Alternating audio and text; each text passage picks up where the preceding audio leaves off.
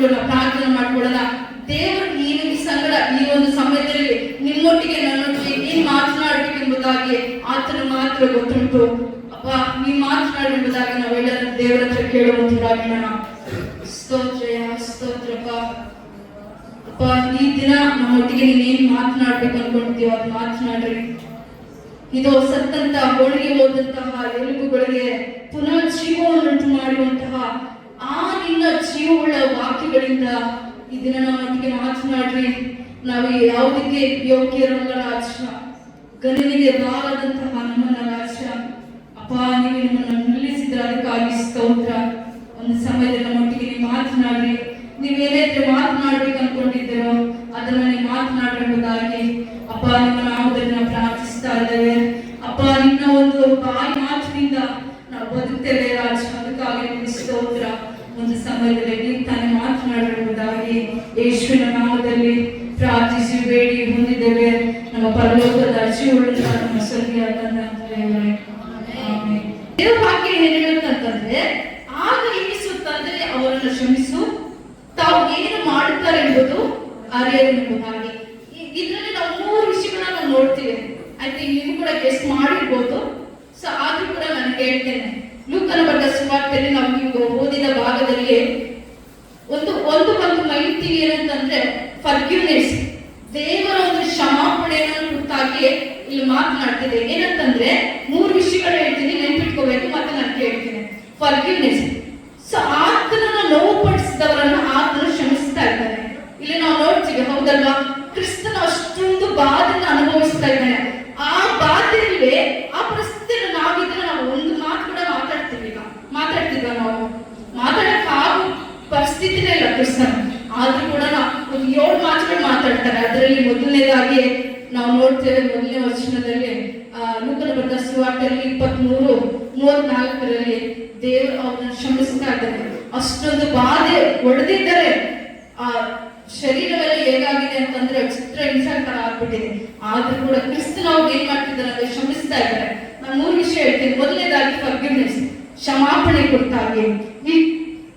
ಮೊದಲನೇದಾಗಿ ಆತನು ನೋವುಪಡಿಸಿದವರನ್ನ ಆತನ ಕ್ಷಮಿಸ್ತಾ ಇದ್ದಾನೆ. ಮೊದಲನೇದೇನು, ಆತನನ್ನು ಯಾರಾದ್ರೂ ನೋವುಪಡಿಸಿದ್ರಲ್ಲ ಅವ್ರೇನ್ ಮಾಡ್ತಿದ್ದಾರೆ, ಸ್ವಾಮಿಲಿ ಕ್ಷಮಿಸ್ತಾ ಇದ್ದಾನೆ. He asked God forgive to people who hurt him. ಯಾರಾದ್ರೂ ಆತನನ್ನ ನೋವುಪಡಿಸಿದಾರಲ್ಲ ಅವನ್ನ ಅಲ್ಲಿ ಕ್ಷಮಿಸ್ತಾ ಇದ್ದಾರೆ. ಫಾರ್ ಎಕ್ಸಾಂಪಲ್ ಆಗಿ ನಾವೇ ನಮ್ಮ ಒಂದು ಫಿಸಿಕಲ್ ನಾವು ತಗೊಳ್ಳುವಾಗ ಕೆಲವೊಂದ್ ಸತಿ ನಮ್ಗೆ ಈ ತರ ಹೋರಾಟ ಬರುತ್ತೆ. ಯಾರಾದ್ರೂ ನಮ್ಗೆ ಏನಾದ್ರೂ ಒಂದೇ ಒಂದು ಬಾಯಿ ಮಾತು ಅಂದ್ಬಿಟ್ರೆ ನಮ್ಗೆ ಕಂಟ್ರೋಲ್ ಮಾಡಕ್ ಆಗಲ್ಲ. ರಿಪೀಟ್ ನಾವ್ ಏನ್ ಮಾಡ್ತೀವಿ ಅಂದ್ರೆ ಆ ಮಾತುಗಳನ್ನ ಬಿಡ್ತೀವಿ, ರಿಪೀಟ್ ಮಾಡ್ಬಿಡ್ತೀವಿ. ಆದ್ರೆ ಇಲ್ಲಿ ಕ್ರಿಸ್ತನು ಹೇಳ್ತಾ ಇದ್ದಾನೆ, forgive them, Father forgive them, they do not know what they are doing. ಅವರು ಏನ್ ಮಾಡುತ್ತಾರೆ ಎಂಬುದಕ್ಕೆ ಅವ್ರು ಏನಿಲ್ಲ ಅರಿವಿಲ್ಲ, ಬಟ್ ಅವನು ಕ್ಷಮಿಸಂತ ಹೇಳಿ ಕ್ರಿಸ್ತನ ಹೇಳ್ತಾ ಇದ್ದಾರೆ. ಹಾಗೆ ಇನ್ನೊಂದು ದೇವರು ಈ ವಚನದಲ್ಲಿ ಇನ್ನೊಂದು ಮಾಡ್ತಿದ್ದಾನೆ, ಏನಂದ್ರೆ ಪ್ರೇಯರ್, ಪ್ರಾರ್ಥನೆ ಮಾಡ್ತಿದ್ದಾನೆ. ತಂದೆ ಅವರನ್ನು ಕ್ಷಮಿಸು, ತಾವೇನ್ ಮಾಡುತ್ತಾರೆ ಎಂಬುದು ಅರಿಯರು. ನಾವು ನೋಡ್ಬೋದು, ಆತನ ನೋವಿನಲ್ಲಿ ಇರುವಾಗಲೂ ಆತನು ಪ್ರಾರ್ಥನೆ ಕಡೆಗೆ ತಿರುಗುವುದನ್ನ ನಾವು ನೋಡ್ತೇವೆ. 2ನೇ ವಿಷಯ, ಆತನು ನೋವಿನಲ್ಲಿರುವಾಗಲೂ ಆತನೊಂದು ಪ್ರಾರ್ಥನೆ ಕಡೆಗೆ ತಿರುಗುವುದನ್ನ ನಾವು ನೋಡ್ತೇವೆ. Even in pain he turns to God's prayer. So ಆತನು ಅಷ್ಟು ನೋವು ಬಾಧೆನ ಅನುಭವಿಸ್ತಾ ಇದ್ದಾನೆ, ಆದ್ರೂ ಕೂಡ ಆತನು ಒಂದು ಪ್ರಾರ್ಥನೆ ಕಡೆಗೆ ತಿರುಗ್ತಾ ಇದ್ದಾನೆ. ಆದ್ರೆ ನಮ್ಮ ಜೀವಿತದಲ್ಲಿ ಯಾರಾದ್ರೂ ಒಂದು ಮಾತು ಬಂದ್ರೆ ನಾವು ಮಾತಾಡ್ಬಿಟ್ಟು, ಇಲ್ಲ ಯಾರಾದ್ರೂ ನಾವು ಹೊಡೆದ್ರೆ ನಾವು ಹೊಡೆದ್ಬಿಟ್ಟು ಬಂದು ಪ್ರಾರ್ಥನೆ ಮಾಡ್ತೀವಿ. ಬಟ್ ಆತರಲ್ಲ, ಕ್ರಿಸ್ತನು ಈ ದಿನ ನಮಗೆ ಕಳಿಸ್ಕೊಡುವಂಥದ್ದು, ನಾವು ನಮ್ಗೆ ಎಷ್ಟೇ ಹರ್ಟ್ ಮಾಡಿದ್ರು, ಎಷ್ಟೇ ನೋವು ಪಡಿಸಿದ್ರು, ವಿ ಹ್ಯಾವ್ ಟು ಫರ್ಗಿವ್. ನಾವು ಅವರನ್ನ ಕ್ಷಮಿಸುವಂತವರಾಗಿರ್ಬೇಕು. ಇಲ್ಲಿ ನಾವು ಕ್ರಿಸ್ತನ ಒಂದು ಏನಂತ ಕ್ಯಾರೆಕ್ಟರ್ಸ್ ನಾವು ನೋಡ್ಬೋದು. ಆತನಲ್ಲಿ ಯಾವ ಕ್ಯಾರೆಕ್ಟರ್ ಇತ್ತು? ಕ್ಷಮಿಸುವಂತಹ ಒಂದು ಗುಣ. ಮತ್ತೆ ಎರಡನೇದಾಗಿತ್ತು ಪ್ರೇಯರ್, ಪ್ರಾರ್ಥನೆ, ಒಂಥರ ಗುಣ. ಕ್ರಿಸ್ತನಿಂದ ಈ ದಿನ ನಾವು ಕಲಿಬೇಕಾದಂತ, ನಾವು ನಮ್ಮನ್ನ ಹರ್ಟ್ ಮಾಡಿದವರಿಗೆ, ನಮ್ಮನ್ನು ನೋವು ಪಡಿಸಿದವರಿಗೆ ನಾವೇನ್ ಮಾಡ್ಬೇಕು? ಕ್ಷಮಿಸ್ಬೇಕು. ಮತ್ತೆ ನಾವೇನ್ ಮಾಡ್ಬೇಕು? ಅವ್ರಿಗೋಸ್ಕರ ಪ್ರಾರ್ಥನೆ ಮಾಡ್ಬೇಕು. ಕ್ರಿಸ್ತನ ಈ ದಿನ ಕಲಿಸ್ಕೊಡುವ ವಿಷಯಗಳು ಹೀಗೆ. ಮತ್ತೆ 3 ವಿಷಯ ಇನ್ನೊಂದೇ ಹೇಳ್ತೀನಿ. 3 ವಿಷಯ. 3ನೇ ವಿಷಯ ಅಲ್ಲೇ ಇರುತ್ತೆ. ಏನಂತಂದ್ರೆ, ಆತನನ್ನು ಕೋಪ ತೋರಿಸೋ ಬದಲು ಆತನ ಏನ್ ಮಾಡ್ತಾನೆ? ಕರುಣೆ ತೋರಿಸ್ತಾ ಇದ್ದಾನೆ. ಕಂಪ್ಯಾಷನ್ ಇನ್ಸ್ಟೆಡ್ ಆಫ್ ಆಂಗರ್ ಅಂತೇಳಿ. ಅಲ್ಲಿ ದೇವ್ರ ಕೋಪ ತೋರಿಸ್ಬೋದಿತ್ತು, ಹೌದಲ್ವಾ? ಕೋಪ ತೋರಿಸ್ಬೋದ ಇತ್ತ ಇಲ್ಲ ತೋರಿಸ್ಬೋದಿತ್ತು. ಬಟ್ ಕೋಪ ತೋರಿಸುವ ಬದಲು ಅಲ್ಲಿ ಏನ್ ಮಾಡ್ತಿದ್ದಾರೆ ಅಂತಂದ್ರೆ ಕರುಣೆಯನ್ನು ತೋರಿಸ್ತಾ ಇದ್ದಾನೆ. ಕ್ರಿಸ್ತನ ಶಿಲುಬೆಯಲ್ಲಿ ಹಾಡಿದಂತಹ ಮೊದಲನೇ ಮಾತಿಂದ ನಾವು ಕಲಿತುಕೊಳ್ಳುವಂಥದ್ದು 3 ವಿಷಯಗಳು. ಒಂದು ಕ್ಷಮಾಪಣೆ, ಇನ್ನೊಂದು ಪ್ರಾರ್ಥನೆ, ಮೂರನೇದಾಗಿ ಕರುಣೆ. ಸೊ ಇವೆಲ್ಲ ಕೂಡ ನಮ್ಮ ಜೀವಿತದಲ್ಲಿ ಇದ್ರೆ ನಾವು ಏನಾಗ್ತೀವಿ? ಕ್ರಿಸ್ತನ ಹಾಗೆ ಆಗ್ತೀವಿ. ಕ್ರಿಸ್ತನ ಆತನು ಶಿಲುಬೆಯಲ್ಲಿ ಹಾಡಿದಂತ ಎರಡನೇ ಮಾತು ಯಾವುದು? ಇವತ್ತೇ ನಮ್ಮ ಸಂಗಡ ಪರದೇಶಿನಲ್ಲಿರುವೆ. ಈ ಸ್ಟೇಟ್ ಕೂಡ ನಿಮ್ಗೆ ಗೊತ್ತುಂಟು. ಪಕ್ಕದಲ್ಲಿ ಯಾರಿದ್ದಾರೆ? ಎಡಗಡೆ ಇದ್ದಾರೆ, ಬಲಗಡೆ ಇದ್ದಾರೆ. ಅವ್ರೇನಂತ ಅಂದ್ರೆ 39ನೇ ವರ್ಷ ಹೇಳುತ್ತೆ, ತೂಗು ಹಾಕಿದ ಆ ದುಷ್ಕರ್ಮಿಗಳಲ್ಲಿ ಒಬ್ಬನು ಆತನನ್ನು ದೂಷಿಸಿ, ನೀನು ಬರಬೇಕಾದ ಕ್ರಿಸ್ತನಲ್ಲವೇ, ನಿನ್ನನ್ನು ರಕ್ಷಿಸಿಕೋ, ನಮ್ಮನ್ನು ರಕ್ಷಿಸು ಎಂದು ಹೇಳಿದ್ರು. ಓಕೆ, ಒಬ್ಬ ಕಳ್ಳ ಏನ್ ಮಾಡ್ತಿದ್ದಾನೆ ಇಲ್ಲಿ ನಾವು ನೋಡ್ಬೋದು. ಒಬ್ರು ಎಡಗಡೆ ಇದ್ದಾರೆ, ಇನ್ನೊಬ್ರು ಏನಾಗಿದ್ದಾರೆ ಬಲಗಡೆ ಇದ್ದಾರೆ. ಆದ್ರೆ ಒಬ್ಬ ಕಳ್ಳ ಏನ್ ಮಾಡ್ತಾ ಇದ್ದಾನೆ? ಆತನನ್ನು ದೂಷಿಸ್ತಾ ಇದ್ದಾನೆ ಕ್ರಿಸ್ತನನ್ನ. ಅಷ್ಟೊಂದು ಬಾಧೆ ಕ್ರಿಸ್ತನ್ ಯಾವ ರೀತಿಯಾಗಿ ನೋವು ಪಡ್ತಿದ್ದಾರಲ್ವಾ, ಅದಕ್ಕಿಂತ ಸ್ವಲ್ಪನೇ ಅನ್ಸುತ್ತೆ. ಯಾಕಂದ್ರೆ ಅವ್ರಿಗೆ ಅಷ್ಟು ಏಟು ಹೊಡೆದಿಲ್ಲ ಆಗೋದು. ಸೊ ಜಸ್ಟ್ ಅವ್ರು ಏನ್ ಮಾಡಿದ್ದಾರೆ? ಶಿಲುಬೆಗೆ ಹಾಕಿದ್ದಾರೆ. ಆ ನೋವಲ್ಲಿ ಇದ್ರು ಕೂಡ ಆತನಿಗೆ ಏನಂತೆ ದೇವರನ್ನು ಅಂತ ಒಂದು ಭಯ ಆಗಲಿಲ್ಲ. ಆತನಿಗೆ ಹೇಳ್ತಿದ್ದಾನೆ, ತೂಗು ಹಾಕಿದ್ದ ಆ ದುಷ್ಕರ್ಮಿಗಳಲ್ಲಿ ಒಬ್ಬನು ಆತನ ಏನ್ ಮಾಡ್ತಾ ಇದ್ದಾನೆ? ದೂಷಿಸ್ತಾ ಇದ್ದಾನೆ, ಏನ್ ಮಾಡ್ತಾ ಇದ್ದಾನೆ? ನೀನ್ ಬರ್ಬೇಕು, ಹೆಂಗೆ ನೀನ್ ಬರ್ಬೇಕಾದ ಕ್ರಿಸ್ತನಲ್ಲವೇ, ಸೊ ನೀನ್ ಮಾಡೋ, ನೀನು ರಕ್ಷಿಸು, ನಮ್ಮನ್ನ ರಕ್ಷಿಸು ಅಂತ ಹೇಳಿ ಹೇಳ್ತಾ ಇದ್ದಾನೆ. ಆದ್ರೆ ಇನ್ನೊಬ್ರು ಏನ್ ಹೇಳ್ತಾ ಇದ್ದಾನೆ ಅಂತಂದ್ರೆ, ಎರಡನೇವರು ಅವನನ್ನು ಗದರಿಸಿ ಏನ್ ಹೇಳಿ ಮಾಡ್ತಾ ಇದ್ದಾನೆ? ನೀನು ಇದೇ ದಂಡನೆಯಲ್ಲಿರುವಾಗಲೂ ದೇವರಿಗೆ ಹೆದರುವುದಿಲ್ಲವೇ? ಆ ಕಳ್ಳ ನಮ್ಮ ಸಂಭಾಷಣೆ ನೋಡ್ರಿ. ಒಬ್ಬನೇನು ಏನ್ ಮಾಡ್ತಾ ಇದ್ದಾನೆ ಅಂತಂದ್ರೆ ದೇವರು ದೂಷಿಸ್ತಾ ಇದ್ದಾನೆ, ನೀನ್ ಬರ್ಬೇಕಾದ ಕ್ರಿಸ್ತನಲ್ಲವೇ, ಮತ್ತೆ ನೀವು ರಕ್ಷಿಸು, ನಮ್ಮನ್ನು ರಕ್ಷಿಸು, ಕ್ಯಾಶುಲ್ ಆಗಿ ಹೇಳ್ತಾ ಇದ್ದಾನ. ಆದ್ರೆ ಇನ್ನೊಬ್ರು ಕಳ್ಳ ಅವನ್ ತಪ್ಪಂಗ ಅರ್ಥ ಆಯ್ತು, ನಾವು ಮಾಡಿದಂತಹ ದಂಡನೆಗೆ ನಮ್ಗೆ ಏನಾಗಿದೆ? ಸರಿಯಾದ ಶಿಕ್ಷೆಯಲ್ಲಿದ್ದೀವಪ್ಪ ಅಂತ ಹೇಳಿ ಏನ್ ಮಾಡ್ತಿದ್ದಾನೆ? ಅದನ್ನ ಹೇಳ್ತಾ ಇದ್ದಾರೆ ನೋಡ್ರಿ. 39ನೇ ಕೊನೆಯ ವಚನ ಹೇಳುತ್ತೆ, 40ನೇ ವಚನ, ಎರಡನೇ ಅವನನ್ನು ಗದರಿಸಿ, ನೀನು ಇದೇ ದಂಡನೆಯಲ್ಲಿರುವಾಗಲೂ ದೇವರಿಗೆ ಹೆದರುವುದಿಲ್ಲವೇ? ನಾವಂತೂ ಅನ್ಯಾಯವಾಗಿ ದಂಡನೆಯನ್ನು ಹೊಂದುತ್ತಾ ಇದ್ದೇವೆ, ಈತನಾದರೂ ಅಲ್ಲದೇನು ಮಾಡಲಿಲ್ಲ ಎಂದು ಹೇಳಿದರು. ಅದನ್ನು ಹೇಳ್ತಾ ಇದ್ದೇನೆ, ನಾವು ಸರಿಯಾಗಿ ನಾವು ಮಾಡಿದಂತಹ ಅಪರಾಧ ಪಾಪಗಳಿಗೆ ಒಂದು ಮಿಸ್ಟೇಕ್ ನಮ್ಗೇನಿದೆ, ಸರಿಯಾದ ಶಿಕ್ಷೆಯನ್ನ ಕೊಟ್ಟಿದ್ದಾರೆ ಅಂತ ಹೇಳಿ ಹೇಳ್ತಾ ಇದ್ದಾನೆ.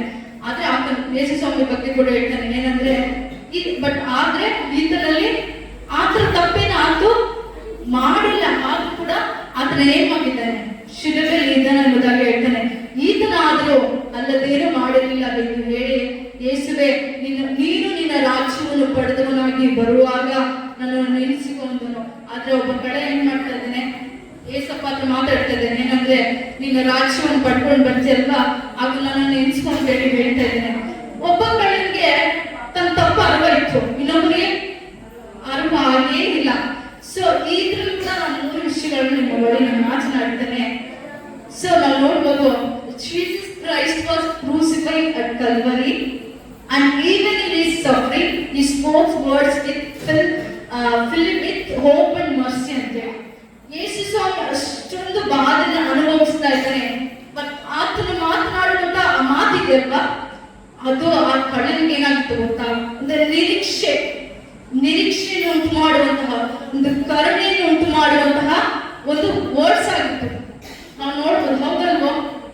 ಕ್ರಿಸ್ತನೇ ಆತನ ಹೇಳ್ತಿದ್ದಾನೆ, ನಿನ್ನ ರಾಜ್ಯವನ್ನು ನೀನು ಪಡ್ಕೊಂಡು ಬರುವಾಗ ನಾನು ನೆನ್ಸ್ಕೊ ಅಂತ ಹೇಳಿ ಕಳ್ಳ ಹೇಳಿದಾಗ ಯೇಸು ಸ್ವಾಮಿ ಏನ್ ಹೇಳಿದ್ರು? ಇವತ್ತೇ ನನ್ನ ಸಂಗಡ ನೀನೇನಾಗಿರ್ಬೇಕು? ಪರದೇಶಿನಲ್ಲಿರ್ಲಿ. ಅದು ಪರದೇಶ ಅಂತಂದ್ರೆ ಅದು ಯಾರು ಕೊಡಲಕ್ಕಾಗೋದಿಲ್ಲ. ಅಷ್ಟೊಂದು ಪೀಸ್ಫುಲ್ ಆದಂತ ಒಂದು ಪ್ಲೇಸ್, ವಿಶ್ರಾಂತಕರವಾದಂತ ಒಂದು ಪ್ಲೇಸ್ ಅಂತ ಸ್ಥಳ ಅಂತ ಹೇಳಿ ನಾವು ಹೇಳ್ಬೋದು. ಅದಕ್ಕೆ ಒಂದು ಕಳ್ಳಗೆ ಏನೋ ತನ್ನ ತಪ್ಪ ಹರವಾಯ್ತು. ಸೊ ದೇವರ ಹತ್ರ ಕೇಳ್ತಾ ಇದ್ದಾನೆ. ಎರಡನೇವನು, ಒಂದನೇ ಕಳ್ಳಗೆ ಅರ್ಥ ಆಗಿಲ್ಲ, ತನ್ನ ತಪ್ಪನ್ನ ಅರ್ಥ ಮಾಡ್ಕೊಂಡಿಲ್ಲ. ಸೊ ಎರಡನೇವನ ಬಗ್ಗೆ ನಾನು ಮಾತನಾಡ್ಲಿಕ್ಕೆ ಇಷ್ಟಪಡ್ತೇನೆ. ಏನಂದ್ರೆ ರಿಪೆಂಟೆನ್ಸ್ ಆಫ್ ದ ಥೀಫ್, ಕಳ್ಳನ ಒಂದು ಪಶ್ಚಾತ್ತಾಪ. ಆ ಪಶ್ಚಾತ್ತಾಪ ಇದೆಯಲ್ವಾ, ಅದು ಟ್ರೂ, ಒಂದು ಸತ್ಯವಾಗಿ, ಒಂದು ಟ್ರೂ ನಿಜ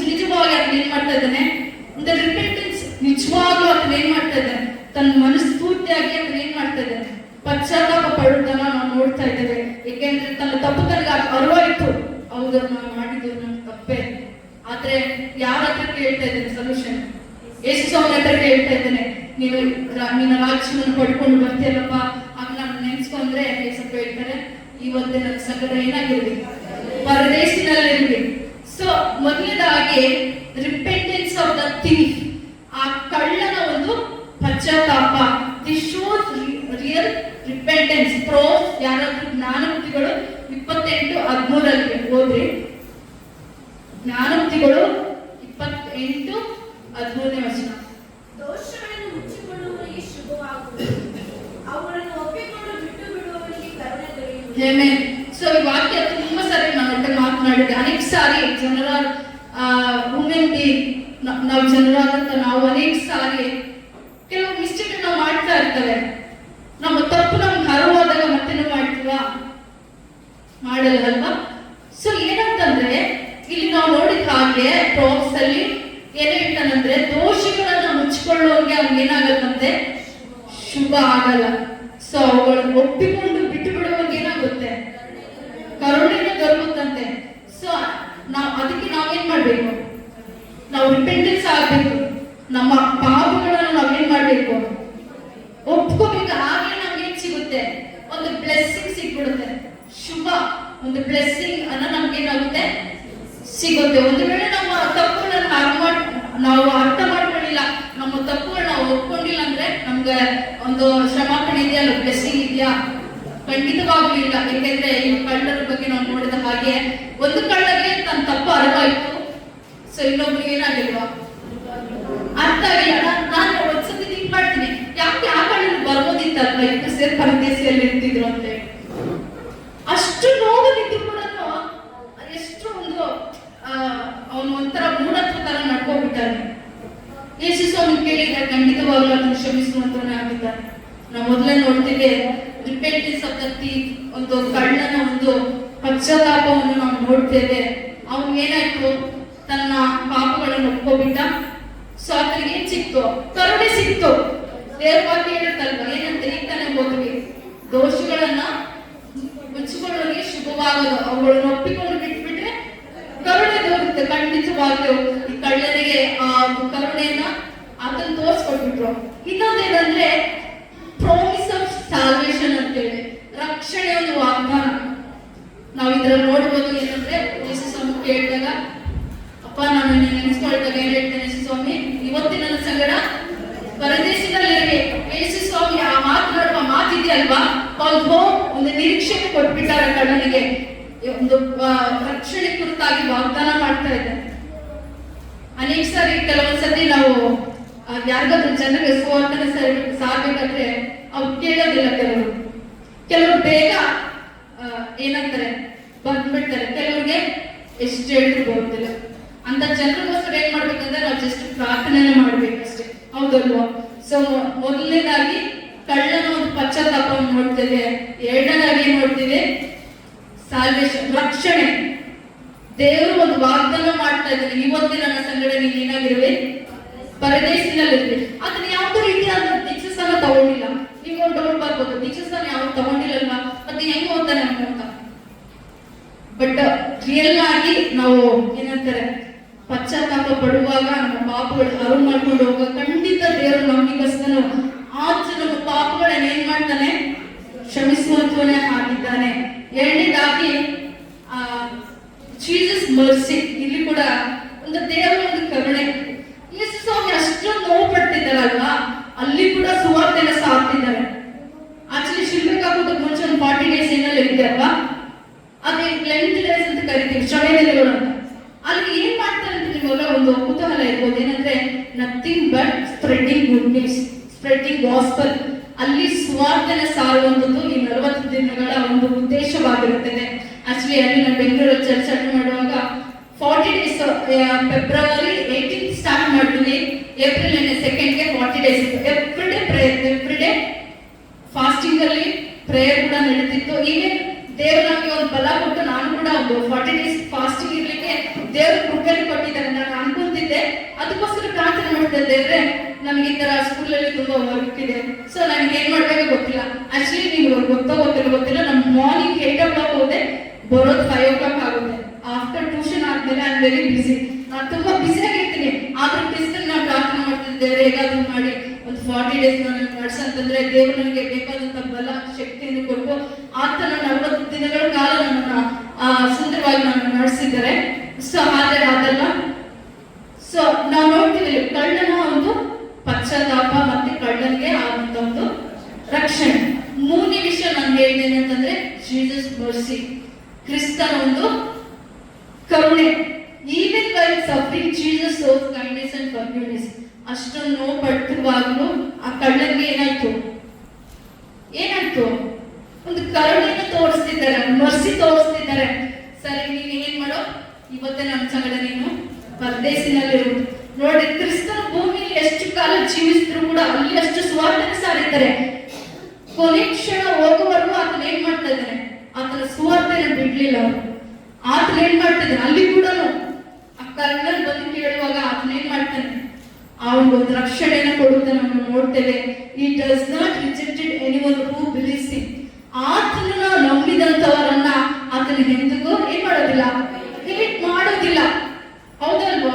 ಅಲ್ಲಿ ಅಷ್ಟು ನನ್ನ ಕ್ವಶನ್ ಏನಂದ್ರೆ, ಎಷ್ಟು ಸಮಯ ಅಷ್ಟು ನೋವು ಪಡ್ತಿದ್ರಲ್ವಾ, ಯಾಕೆ ಸುಮ್ಮನೆ ಅವ್ರ ಹತ್ರ ಮಾತಾಡ್ಕೊಂಡು ಅವ್ರಿಗೆಲ್ಲ ಹೇಳ್ತಿದ್ರು ಅಂತೇಳಿ. ಯಾಕಂದ್ರೆ ಆತನ ಈ ಲೋಕಕ್ಕೆ ಏನು ಬಂದ್ರು, ನಶಿಸಿ ಹೋಗುವಂತ ಆತ್ಮಗಳನ್ನ ಆತನು ಹುಡುಕಿ ರಕ್ಷಿಸಬೇಕಾಗಿ ಅದನ್ನ ಏನ್ ಮಾಡ್ದ, ಬಂದ. ಹಾಗಾದ್ರೆ ಲಾಸ್ಟ್ ಮೂಮೆಂಟ್ ಅಲ್ಲಿ ತನ್ನ ಆತ್ಮವನ್ನು ಬಿಟ್ಬಿಡ್ತಾನ? ಇಲ್ಲ, ಅಲ್ಲಿ ಕೂಡ ಏನ್ ಮಾಡಿದ್ದಾನೆ, ಒಂದು ದೀಪ ಆದ್ರೆ ಕಳ್ಳ ಆದ್ರೆ ಅದನ್ನ ಏನ್ ಮಾಡಿಲ್ಲ, ತನ್ನ ತಪ್ಪ ಅರಿವಾಗಿಲ್ಲ. ನಾನು ಏನ್ ಮಾಡಿದ್ದೇನೆ, ನಾನು ಯಾವ ಪಾಪ ಮಾಡಿದ್ದೇನೆ, ಅಟ್ಲೀಸ್ಟ್ ಕ್ಷಮಾಪಣೆ ಕೇಳಬೇಕು ಅನ್ನೋ ಒಂದು ಮನಸ್ಸು ಕೂಡ ಅವ್ನಿಗೆ ಇರ್ಲಿಲ್ಲ. ಆದ್ರೆ ಎರಡನೇ ಅವನಿಗೆ ಒಂದು ಕುತೂಹಲ, ಒಂದು ವೇಳೆ ನೀನ್ ಬರ್ಬೇಕಾದ್ರೆ ಕ್ರಿಸ್ತನಲ್ಲ ಅಂತೀವಿ, ಆತನೆಲ್ಲ ಕೇಳಿಸ್ಕೊಂಡು ಕೇಳ್ತೇನೆ ಯೇಸು ಸ್ವಾಮಿ ಹತ್ರ, ದೇವ್ರೆ ನೀನ್ ಬರುವಾಗ ನನ್ನ ನೆನ್ಸ್ಕೊ ಅಂತ ಹೇಳಿ ಒಂದು ಮಾತು ಹೇಳ್ತಾನೆ. ಆಗ್ಲೇ ಆತನಿಗೆ ಏನಾಯ್ತು, ಒಂದು ರಕ್ಷಣೆ ಬಂದ್ಬಿಡ್ತು. ಆತನಿಗೆ ಪರಲೋಕದಲ್ಲಿ ಒಂದು ಸ್ಥಾನ ಕೂಡ ಸಿಗ್ಬಿಡ್ತು. ಅದಕ್ಕೆ ದೇವ್ರ ವಾಕ್ಯ ಹೇಳುತ್ತೆ ಪ್ರಕಟಣೆಯಲ್ಲಿ ಏನಂತಂದ್ರೆ, ಯಾರೆಲ್ಲ ಒಂದು ಒಳ್ಳೆ ಕೆಲಸಗಳನ್ನ ಮಾಡಿ ಒಂದು ಹೋರಾಟ ಮಾಡಿ ಜೀವದ ಜಯಮಾಲವನ್ನು ಹೊಂದ್ಕೊಳ್ತಾರಲ್ವಾ, ಆತರ ಒಂದು ದೊಡ್ಡ ಒಂದು ಸ್ಥಾನ ಆತನಿಗೆ ಸಿಗ್ಬಿಡ್ತು. ಯಾಕೆ ಈ ವಿಷಯಗಳೆಲ್ಲ ನಮ್ಮ ಹತ್ರ ಶೇರ್ ಮಾಡ್ತೀವಿ ಅಂತಂದ್ರೆ, ಆ ಕಳ್ಳನಲ್ಲಿ ಇದ್ದಂತಹ ಮನಸ್ಸು ಈ ದಿನ ನಮ್ಮಲ್ಲಿ ಕೂಡ ಹೇಳಬೇಕು.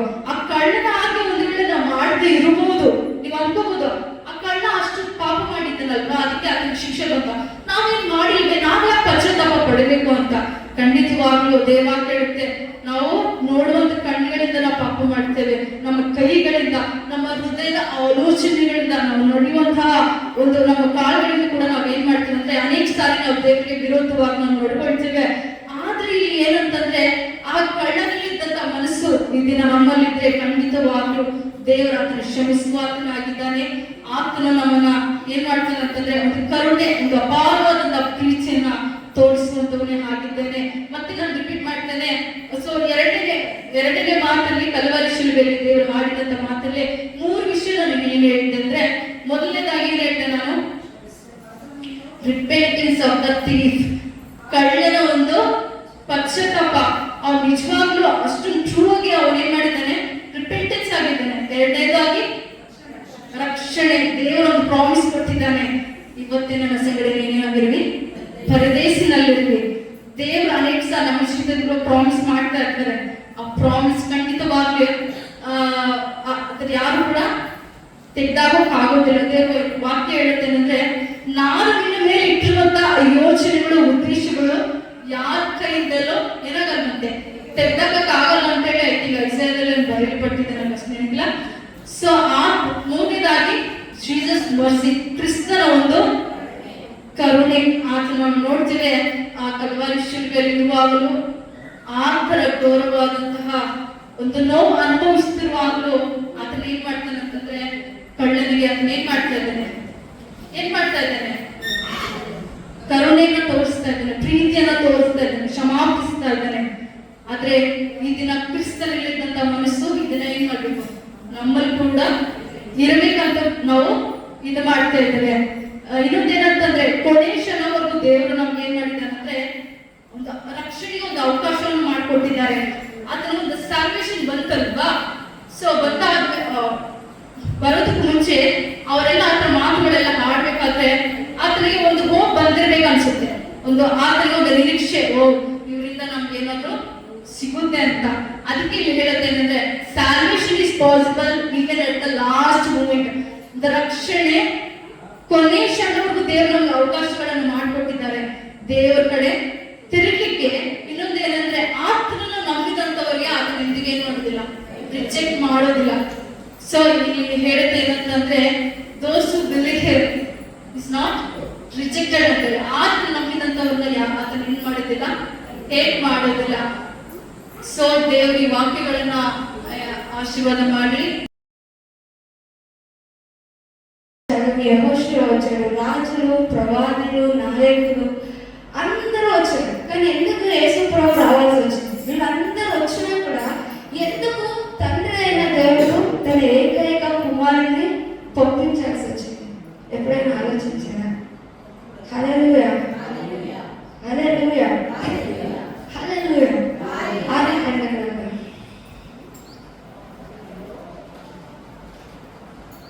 ఆదికాండలో మనకు తెలిసినది. ఆదామవ్వ దేవుడు ఏం చేశాడు? ఆదామవ్వని తన ప్రేమతో, తన పోలికలతో, తన స్వభావంతో ఏం చేశాడు? తన చేతులారా ఆదామవ్వని ఏం చేస్తారు? సృష్టి చేస్తారు. తన శ్వాసని ఆదామవ్వకి ఇస్తాడు. ఇచ్చిన తర్వాత దేవుడు ఏం చెప్తాడు?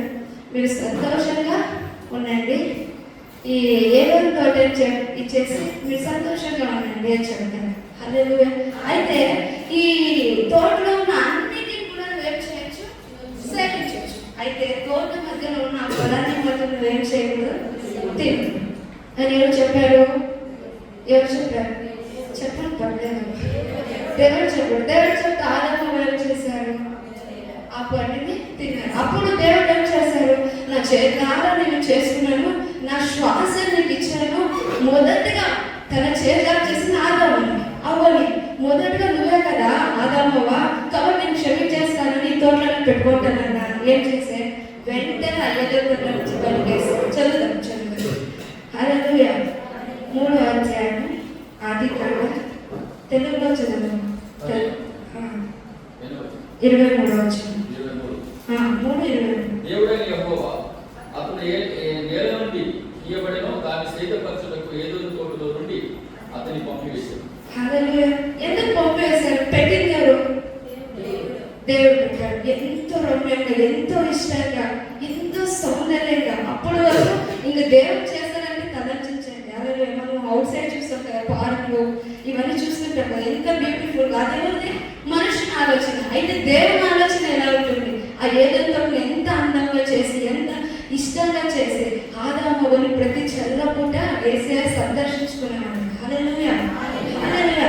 అటువంటి ఆ ప్లేస్ ని ఇచ్చి ఆదామవ్వకి మీరేం చేయలేదు, ఆ పండు మాత్రము ఏం చేయలేదు, తినొద్దని. ఇంక మీరేమైనా తినవచ్చు, మీరు ఎలా అయినా ఉండొచ్చు, ఆ పండు మాత్రం తినవద్దని చెప్తే ఆదామవ్వ ఎక్కడికి వెళ్ళి ఆ చెట్టు ముందే నిలబడి ఉంటారు. హల్లెలూయా, హల్లెలూయా. ఆ పండు ముందే ఉంది. ఏదైతే చేయాలన్నారో ఆ పండు తినాలని చెప్పేసి చాలా రోజులు చూసిన తర్వాత ఒకరోజు తిన్నాడు. హల్లెలూయా. వెంటనే క్షమించేశాడు. ఏం చేశాడు? వెంటనే ఆదామవ్వని ఏదైనా తోట నుంచి బయటకు వేసేసాడు. హల్లెలూయా. అప్పుడు మొదలుకొని అప్పుడు ఏమైంది? భూమిలోకి పాపం ఎంటర్ అయింది. హల్లెలూయా. అప్పటి నుంచి మోషే వచ్చాడు, యెహోషువ వచ్చాడు, చాలా మందిని మనం చూస్తున్నాము. అప్పుడు మోషే ద్వారా ఏం చేశాడు? దేవుడు ఒక రూల్ ఇచ్చాడు. పాపం చేసిన వాడు ఏం చేయాలి? ప్రాయశ్చిత్తాన్ని చేసుకోవడానికి హోమము దేవుని ముందు చేయాలి. హల్లెలూయా. అర్థమవుతుందా? పాత నిబంధనలో ఏముండేదంటే ఎవరైనా పాపం చేస్తే దేవుని సన్నిధికి వచ్చి ఏం చేయాలి? హోమం చేయాలి. ఎటువంటి హోమం? ప్రాయశ్చిత్తము. వాడు చేసిన పాపానికి ప్రాయశ్చిత్తం చేసుకోవాలి. హల్లెలూయా. ఇలానే మోషే అబ్రాహాము మొదలుకొని ఆదికాండను మొదలుకొని మలాఖీ వరకు ఇదే జరిగింది. పాపం చేయడం, హోమాన్ని సమర్పించుకోవడం, పాపం చేయడం, మళ్ళా వచ్చి దేవుని దగ్గర క్షమాపణ. ఇలా జరుగుతున్నప్పుడు తండ్రి ఆలోచించాడు. ఏం ఆలోచించాడు? అదే అర్థమవుతుందా? ఏమర్థమైంది? మనుషులు ఏం చేస్తాడు? పదే పదే పాపం చేస్తాడు. దేవుని దగ్గరికి వచ్చి సమర్పణ చేస్తాడు. అయితే తండ్రి ఆలోచించాడంట, ఇంక ఇట్లా అయితే కాదు, ఇట్లా అయితే కుదరదు, ఒకేసారి విమోచన కలగాలి. ఏం కలగాలి? ఒకేసారి పాప ప్రాయశ్చిత్తం కలగాలి. అప్పుడు తండ్రి అయిన దేవుడు ఆలోచిస్తూ ఉంటే దేవుని తండ్రి హృదయాన్ని తెలుసుకున్న కుమారుడు ఏం చేశాడు తెలుసా? తండ్రి కోసం ఏం చేశాడు తెలుసా? హల్లెలూయా, నేనున్నాను, నన్ను పంపించు. దేనికోసం? రాజుగా ఊరేగించడానికి కోసం కాదు, మంచి బట్టలు ధరించి నేను తండ్రి కుమారుడు, నేను పరలోకం నుంచి వచ్చానని చెప్పడానికి కోసం కాదు, మన పాపాన్ని సంపూర్ణమైన విమోచనలోకి తీసుకురావడానికి. హల్లెలూయా. తన ఏకైక కుమారుడైన యేసుక్రీస్తుని ఈ లోకానికి ఏం చేశాడు? పంపించాడు. అప్పుడు యేసు ప్రభు ఈ లోకానికి వచ్చి తన తల మీద ముళ్ళు కిరీటాన్ని పెట్టుకొని అప్పుడు అందరూ, ఇప్పుడు నువ్వు రాజుగా, ఇగో యూదుల రాజు అని ఎగతాళి చేసి ఆయన ముళ్ళు కిరీటాన్ని పెట్టారు. ఇగో మీ యూదుల రాజు అని ఎగతాళి చేసి చేతుల్లో ముళ్ళను కొట్టారు. ఇగో మీ యూదుల రాజు అని చెప్పేసి కాళ్ళకు మేకులు కొట్టారు. హల్లెలూయా, హల్లెలూయా. ఆయన కేవలం నీ కోసం, నా కోసం ఏం చేశాడు? తన సొంత కుమారుడిని యేసు ప్రభువుని పంపించాడు. హల్లెలూయా, హల్లెలూయా. యేసయ్య వారిని ఎంతగానో ప్రేమిస్తున్నాడు. హల్లెలూయా, హల్లెలూయా. ఇంకొకసారి చదువు. మత్తయి 27వ అధ్యాయం తెలుగులో చదువు. నాకు తెలుగులో వర్సెస్ అంటే చాలా ఇష్టం. 3 గంటలప్పుడు యేసు ఏలీ ఏలీ లామా సబక్తాని అని బిగ్గరగా కేక వేసాడు. ఆమేన్. ఆ మాటకు నా దేవా నన్ను ఎందుకు చేయి విడిచిపెట్టావు? ఆమేన్. యేసు ప్రభు పుట్టినప్పటి నుంచి సిల్వర్ వేసేంత వరకు ఎప్పుడైనా ఎందుకు ప్రభు నా చేయి విడిచిపెట్టినామని ప్రార్థన చేశాడా? యోహాను సువార్తలో 17వ అధ్యాయంలో ఆయన ప్రార్థనలో ఎప్పుడు శిష్యుల కొరకు, ఆయన కొరకు, అక్కడ చూస్తే ఆయన శిష్యుల కొరకు, ఆయన కొరకు ప్రార్థన చేస్తామని. తన జీవిత కాలం అంతట్లో ఏ రోజు కూడా తండ్రి వద్ద ఏం చేయలేదు, నువ్వెందుకు నా చేయి విడిచిపెట్టావు అని అడగలేదు. ఆయనకు అటువంటి పరిస్థితి రాలేదు. ఎప్పుడు కూడా తండ్రి అయిన దేవుడు యేసుక్రీస్తు ప్రభువులు ఏమైనా ఒక్కటే ఉన్నారు. హల్లెలూయా. యోహాను సువార్త చదువు. యోహాను సువార్త 15వ అధ్యాయం 14వ అధ్యాయం 8వ వచనం. అప్పుడు ఫిలిప్పు, ప్రభువా, తండ్రిని మాకు కనుపరచమని మాకంటే చాలునని అతనితో చెప్పగా, యేసు ఫిలిప్పు, నేనెంత కాలం నీతో ఉండినను నీవు నన్ను ఎరగవా?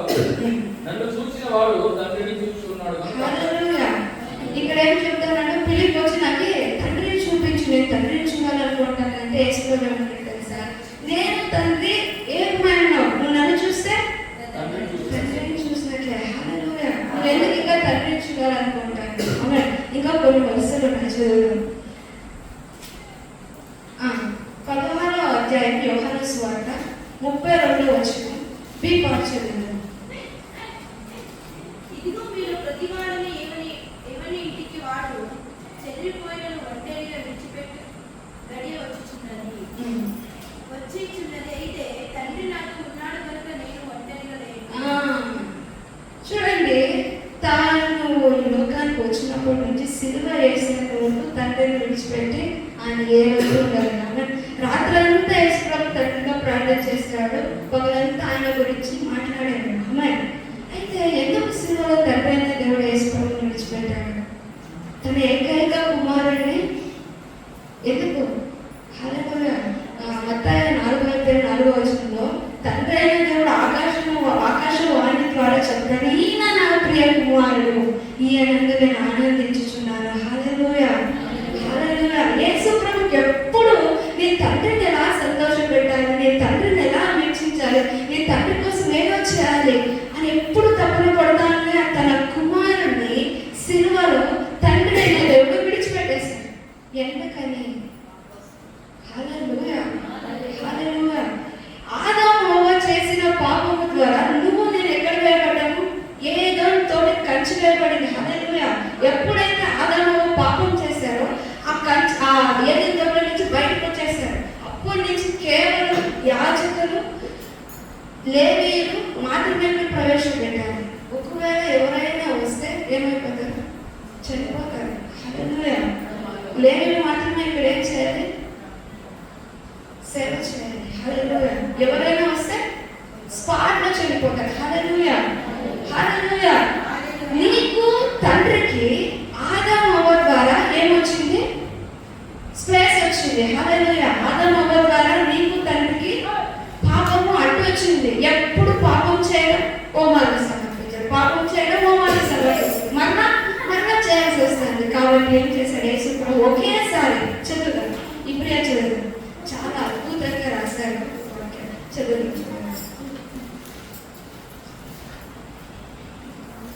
ఇబ్రియా 2:3 వచ్చింది. తెలుగు వచ్చింది. ఇబ్రియా 1:2-3. ఇంత గొప్ప రక్షణ మనం నిర్లక్ష్యము చేసిన ఎడల ఎలాగ తప్పించుకుందుము? అట్టి రక్షణ ప్రభు శోధించుట చేత ఆరంభమైనది. ఇబ్రియా 10:2. అలాగా చేయగలిగిన ఎడల సేవించు వారి యొక్క సారి శుద్ధపరచబడిన తరువాత వారి మనస్సాక్షి పాపజ్ఞప్తి ఇంకా ఉండదు కనుక వాటిని అర్పించుటకు మన ముందు కదా. అయితే ఆ బలులు అర్పించుట చేత ఏటేగా పాపములు జ్ఞాపకమునకు వచ్చుతున్నవి. ఎట్లా యొక్కయు మేక యొక్కయు రక్తము పాపమును తీసివేయడం అసాధ్యము. కాబట్టి ఆయన లోకమందు ప్రవేశించినప్పుడు ఇలా చెప్పుచున్నాడు. ఆమేన్. హల్లెలూయా. హల్లెలూయా. ఏమంటే ఇబ్రియా 10:10 చెప్తున్నాను. యేసుక్రీస్తు యొక్క శరీరం ఒకేసారి అర్పించబడటం చేత ఆ చిత్తమును బట్టి మనము పరిశుద్ధపరచబడి ఉన్నాము. మరియు ప్రతి యాజకుడు దినదినము సేవ చేయొచ్చు పాపములను ఎన్నటికి తీసివేయలేని బలులనే మాటి మాటికి అర్పించుచు ఉండును. ఈయనైతే పాపముల నిమిత్తమై సదాకాలం నిలుచు వక్ర బలిని అర్పించి ఎంత బాగుంది. పదే మీరు ఏం చేస్తాను? హోమాన్ని సమర్పిస్తాను. ಓರಿಗಳ ಮತ್ತು ಓದಗಳ ರಕ್ತದಿಂದ ಪಾಪಗಳು ಪರಿಹಾರವಾಗುವುದು అసాధ్యం అంట. అర్థమవుతుందా? అదేమి పాపాన్ని పరిహారం చేయడానికి అసాధ్యం అని చెప్పారు. కాబట్టి యేసు ఏం చేశాడు? సంపూర్ణంగా విమోచన కలిగించాలని ఒకేసారి ఆయన సమర్పణ ద్వారా ఒకేసారి విడుదల కలిగించడానికి ఒకేసారి విమోచన కలిగించడానికి సర్వ పాపముల విషయాన్ని ఆయన తన వీపు మీద సర్వ పాపములు మోసాడు. హల్లెలూయా. హల్లెలూయా. ఆయన ఎంతగానో మనల్ని ప్రేమిస్తున్నాడు. ఆమేన్. హల్లెలూయా. అలాగే చదువుదాం. మత్తయి 27:46. ఏలీ ఏలీ లమా ಸಬಕ್ತಾನಿ ಅಂದರೆ ನನ್ನ ದೇವರೇ ಯಾಕೆ ನನ್ನ ಕೈ ಬಿಟ್ಟಿದ್ದಿ ಎಂದು ಮಹಾಧ್ವನಿಯಿಂದ ಕೂಗಿದನು. ಹಲ್ಲೆಲೂಯಾ. ಹಲ್ಲೆಲೂಯಾ. ಮತ್ತಾಯ ಸುವಾರ್ತ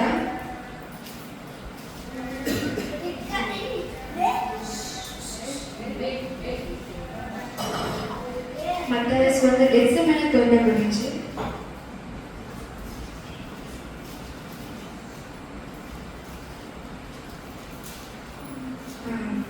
26వ అధ్యాయం 39వ వచనం నుంచి చదువుతున్నాను. కొంత దూరం వెళ్ళి సాగిలపడి నా తండ్రి సాధ్యమైతే ఈ గిన్నె నా ఎదురు నుండి తొలగిపోమని. హల్లెలూయా. యేసు స్వామి ఎందుకు ఈ ప్రార్థన చేశారు? నేను అనుకున్నాను యేసు స్వామి ఏదైనా చేస్తాడు. హల్లెలూయా. తండ్రి కోసం ఏదైనా చేస్తాడు. ఎందుకు దేవుడు ఈ పాపను తొలగి యేసు ప్రభు వచ్చి మన కొరకు మరణించడానికి కదా, సిలువ వేయడానికి కదా, పాపాన్ని సంపూర్ణంగా నలగొట్టడానికి కదా. ఎందుకు యేసు ప్రభు అంటారో నాకు ఈ పాపను తొలగించు ఎందుకు? హల్లెలూయా. ఎందుకంటే తండ్రి అయిన దేవుడు యేసు ప్రభువుని విడిచిపెడుతున్నాడు. ఆయన విడవబడడం, ఆయన సహవాసం నుంచి దూరం కావడం, ఆయన ఒంటిగా ఉండడం ఆయన వల్ల కుదరదు. హల్లెలూయా. హల్లెలూయా. అంతమంది ఏం చేస్తాడు? నా వల్ల కాదయా, నీకోసం నేను ఏమైనా చేస్తాను, నా ప్రాణాన్నైనా ఇస్తాను, నా రక్తాన్నైనా చిందిస్తాను, నేను ఏదైనా భరిస్తాను, నీ నుంచి నేను వేరుగా ఉండడం నా వల్ల కాదు. చదవండి, కింద చదవండి. హల్లెలూయా. ನನ್ನ ತಂದೆ ಸಾಧ್ಯವಾಗಿದ್ದರೆ ಪಾತ್ರೆಯಿಂದ ನನ್ನ ಬಿಟ್ಟು ಹೋಗಲಿ, ಹೇಗೋ ನನ್ನ ಚಿತ್ತ ಸಿದ್ಧದಂತೆ ಆಗಲೆಂದು ದೇವರನ್ನು ಪ್ರಾರ್ಥಿಸಿದನು. ಆಮೇಲೆ ಆ ಶಿಷ್ಯರ ಬಳಿಗೆ ಬಂದು ಅವರು ನಿದ್ರೆ ಮಾಡುವುದನ್ನು ಕಂಡು, ಪೇತ್ರನು ಈಗೂ ಒಂದು ಗಳಿಗೆಯಾದರೂ ನನ್ನ ಸಂಗಡ ಎಚ್ಚರವಾಗಿರಲಾರಿಲ್ಲ, ಶೋಧನೆ ಒಳಗಾಗದಂತೆ ಎಚ್ಚರವಾಗಿದ್ದು ಪ್ರಾರ್ಥಿಸಿರಿ. ಮನಸ್ಸು ಸಿದ್ಧವಾಗಿದೆ ಸರಿ, ಆದರೆ ದೇಹಕ್ಕೆ ಬಲ ಸಾಲದು. ఎందుకు ఆయన ఆ విషయంలో బలహీనమైపోతాడు? హల్లెలూయా. ఆయన తండ్రి ఎడబాటు ఆయనకు తెలుసు. హల్లెలూయా. ఆ శిలువలో సంపూర్ణమైన పాపం ఆయన వీపు మీద వచ్చినప్పుడు, ఆయన హోమానికి సంపూర్ణంగా అప్పగించినప్పుడు ఆయన ఏం చేస్తాడు? సంపూర్ణంగా తండ్రి ఆయన విడిచిపెట్టి ఆయనకి తెలుస్తుంది. కాబట్టి ఏమంటే, వద్దొద్దయ్యా, నేను ఏమైనా చేయగలను, నీకోసం ఏదైనా చేయగలను, కానీ నీ నుండి నువ్వు నా నుండి దూరంగా ఉండడం నాకు అవ్వదు. ఆయనకేమంట, నాకు నా దేహానికి అస్సలు బలము చాలా కేవలం నీ కోసం, నా కోసం ఆయన తండ్రి సహవాసాన్ని కూడా ఒప్పుకున్నాడు. హల్లెలూయా. కేవలం నీ రక్షణ కొరకు, ఆమేన్, నా రక్షణ కొరకు, ఆమేన్, హల్లెలూయా. ఆయన మనల్ని ఎంతగానో ప్రేమిస్తున్నాడు. తండ్రి కుమారు ఏకమై వాళ్ళిద్దరూ పని చేసి మనల్ని ఏం చేశారు? పాపం నుంచి సంపూర్ణంగా విడిపించారు. ఆ ఏదంతో ఏ కంచె అయితే వేయబడిందో, యేసుక్రీస్తు రక్తము ద్వారా ఆ కంచె తీయబడింది. ఈ రోజు మనం అందరం ఇక్కడ వచ్చి పాటలు పాడుతున్నాం, వర్షిప్ చేస్తున్నాం, వాక్యాన్ని చదువుతున్నాం అంటే అది నా ప్రార్థన, నా ఉపవాసం, మన ప్రయాసం కాదు. అదే మన డబ్బు ద్వారా, మన హెచ్చింపు ద్వారా, నా పరిశుద్ధత కాదు, కేవలం ఆయన ప్రాణ త్యాగం. హల్లెలూయా. ఆయన మరణించాడు, ఆయన రక్తాన్ని చిందించాడు. ఆమేన్. ఆయన రక్తం ఏం చేసింది తెలుసా? ఆ ఏదైతే కట్టి తీసేసింది. ఇప్పుడు మనం అందరూ ఏం చేస్తున్నాం? చర్చిలోకి వచ్చి అధిక పరిశుద్ధ స్థలంలో మనం నిలబడి ఏం చెప్తున్నాం? మాట్లాడుతున్నాం. ఆమేన్. రేపు ఆయన ముందు నిలబడడానికి మనం అందరినీ కూడా ఆయన యోగ్యుడుగా చేశారు, కేవలం ఆయన రక్తం ద్వారా. హల్లెలూయా. హల్లెలూయా. ఒక్కటి గుర్తు పెట్టుకోండి, ఆయన అన్ని విషయంలో రాజా అయిపోతాడు. నువ్వు ఏదైనా చేసినా ఆయన క్షమించేస్తావు. కానీ ఆయన పాపంలో మాత్రం ఏం కాదు, రాజకాడు. మొదటిగా తన ప్రేమతో చేసుకున్న ఆదాము తన చేతులారా చేసుకున్నాడు. తన శ్వాసనే ఆదాము ఊదాడు. నేను మొదటిసారి చేసుకున్నాను కదా, ప్రేమగా చేసుకున్నాను కదా, నేను క్షమించేసి ఏదంతో పెట్టుకుంటానన్నాను, ఇమీడియట్గా తీసేస్తాడు. ఆమె రేపు పాపము పరలోకానికి ప్రవేశపెట్టదు. ఎలా పాపము పరలోకానికి ప్రవేశపెట్టాడో నీతిమంతుడు కూడా నరకంలోకి ప్రవేశపెట్టలేడు.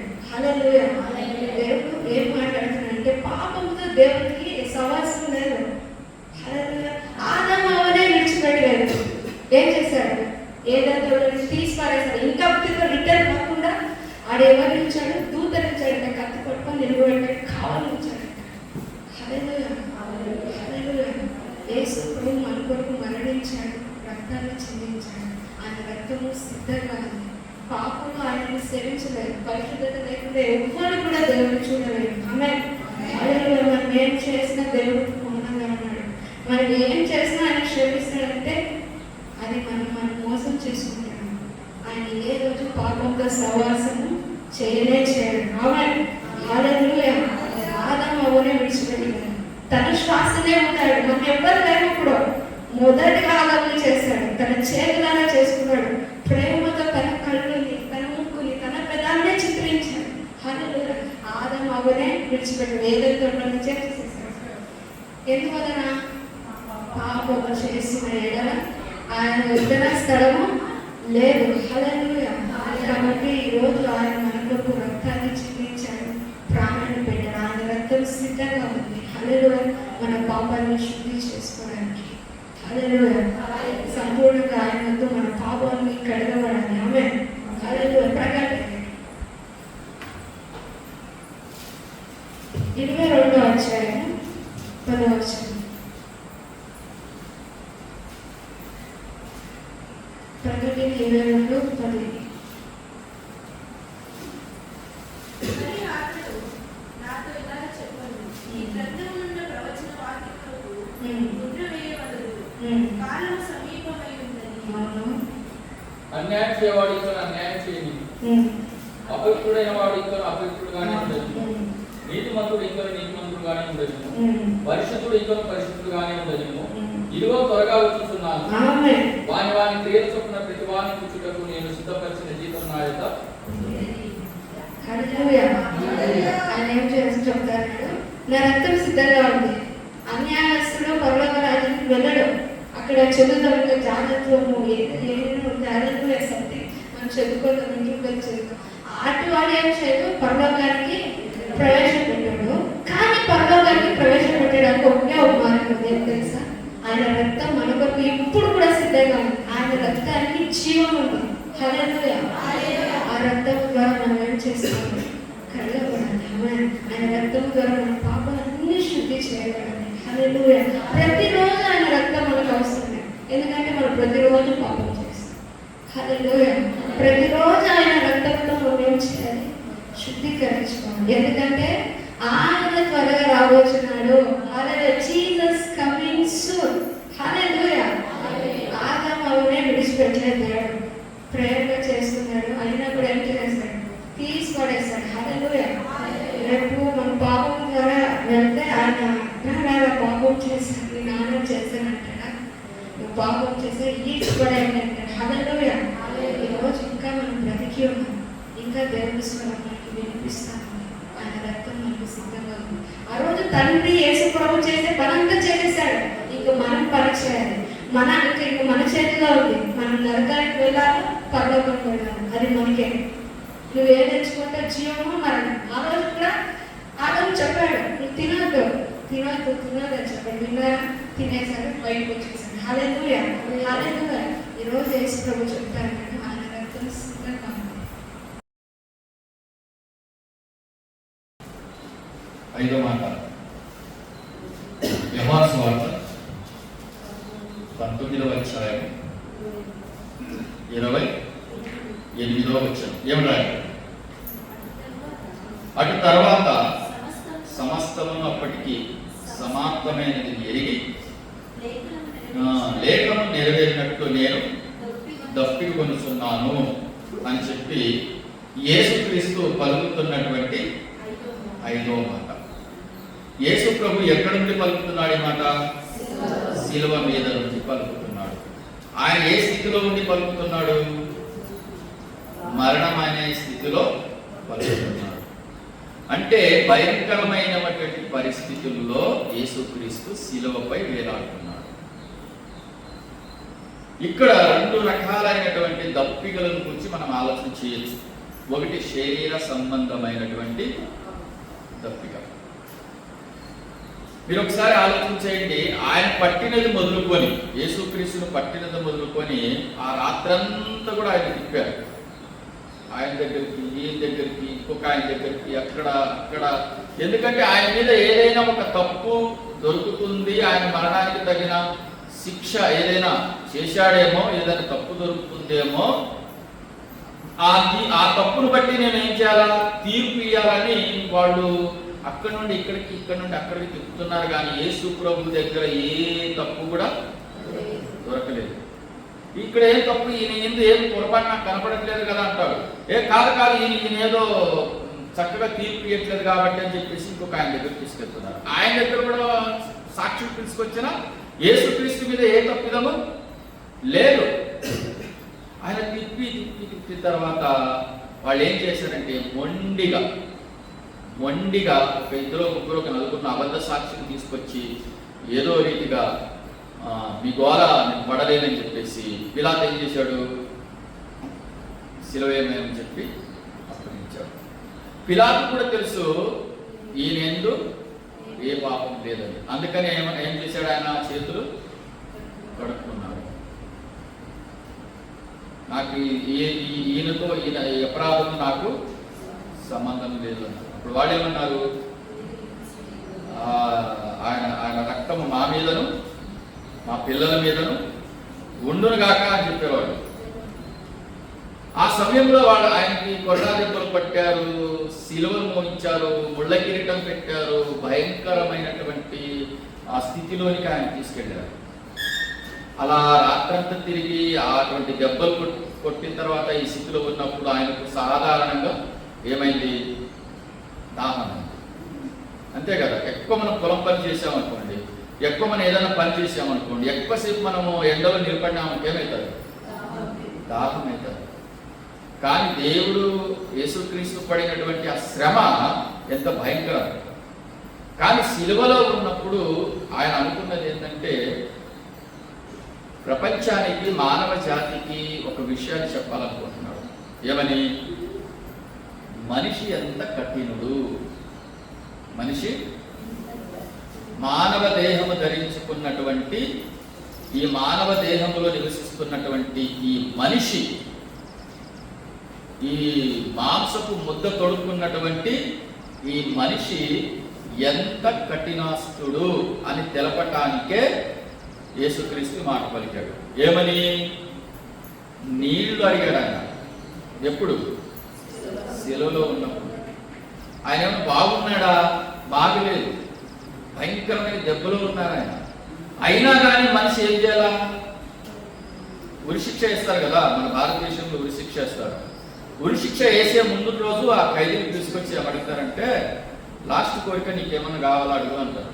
చికెన్ బిర్యానా, మటన్ బిర్యానా, ఫిషా, ఏం కావాలి చెప్పు, పంది మాంసమా, కప్పల్చారా అడుగుతారా? కప్పల్చారు కూడా అడుగుతారన్నా. ఒకేలా కప్పలు తినేవాడు మన దేశంలో ఉరిశిక్ష చేస్తే వాడు కప్పల్చారు అడిగి వేశారు. కప్పల్చారు. కప్పల్చారు ఎక్కడ చూసారా?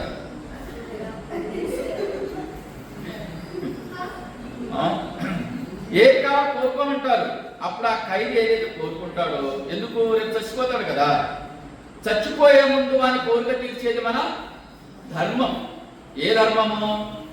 మానవ ధర్మం. ఎవరి ధర్మం? మానవ ధర్మం. ఎక్కడైనా కుక్కనో, పిల్లినో, లేకపోతే పైకి ఎగిరే పక్షి ఎక్కడైనా పోతే వెంటనే మనం సాధారణంగా ఏం చేస్తాము?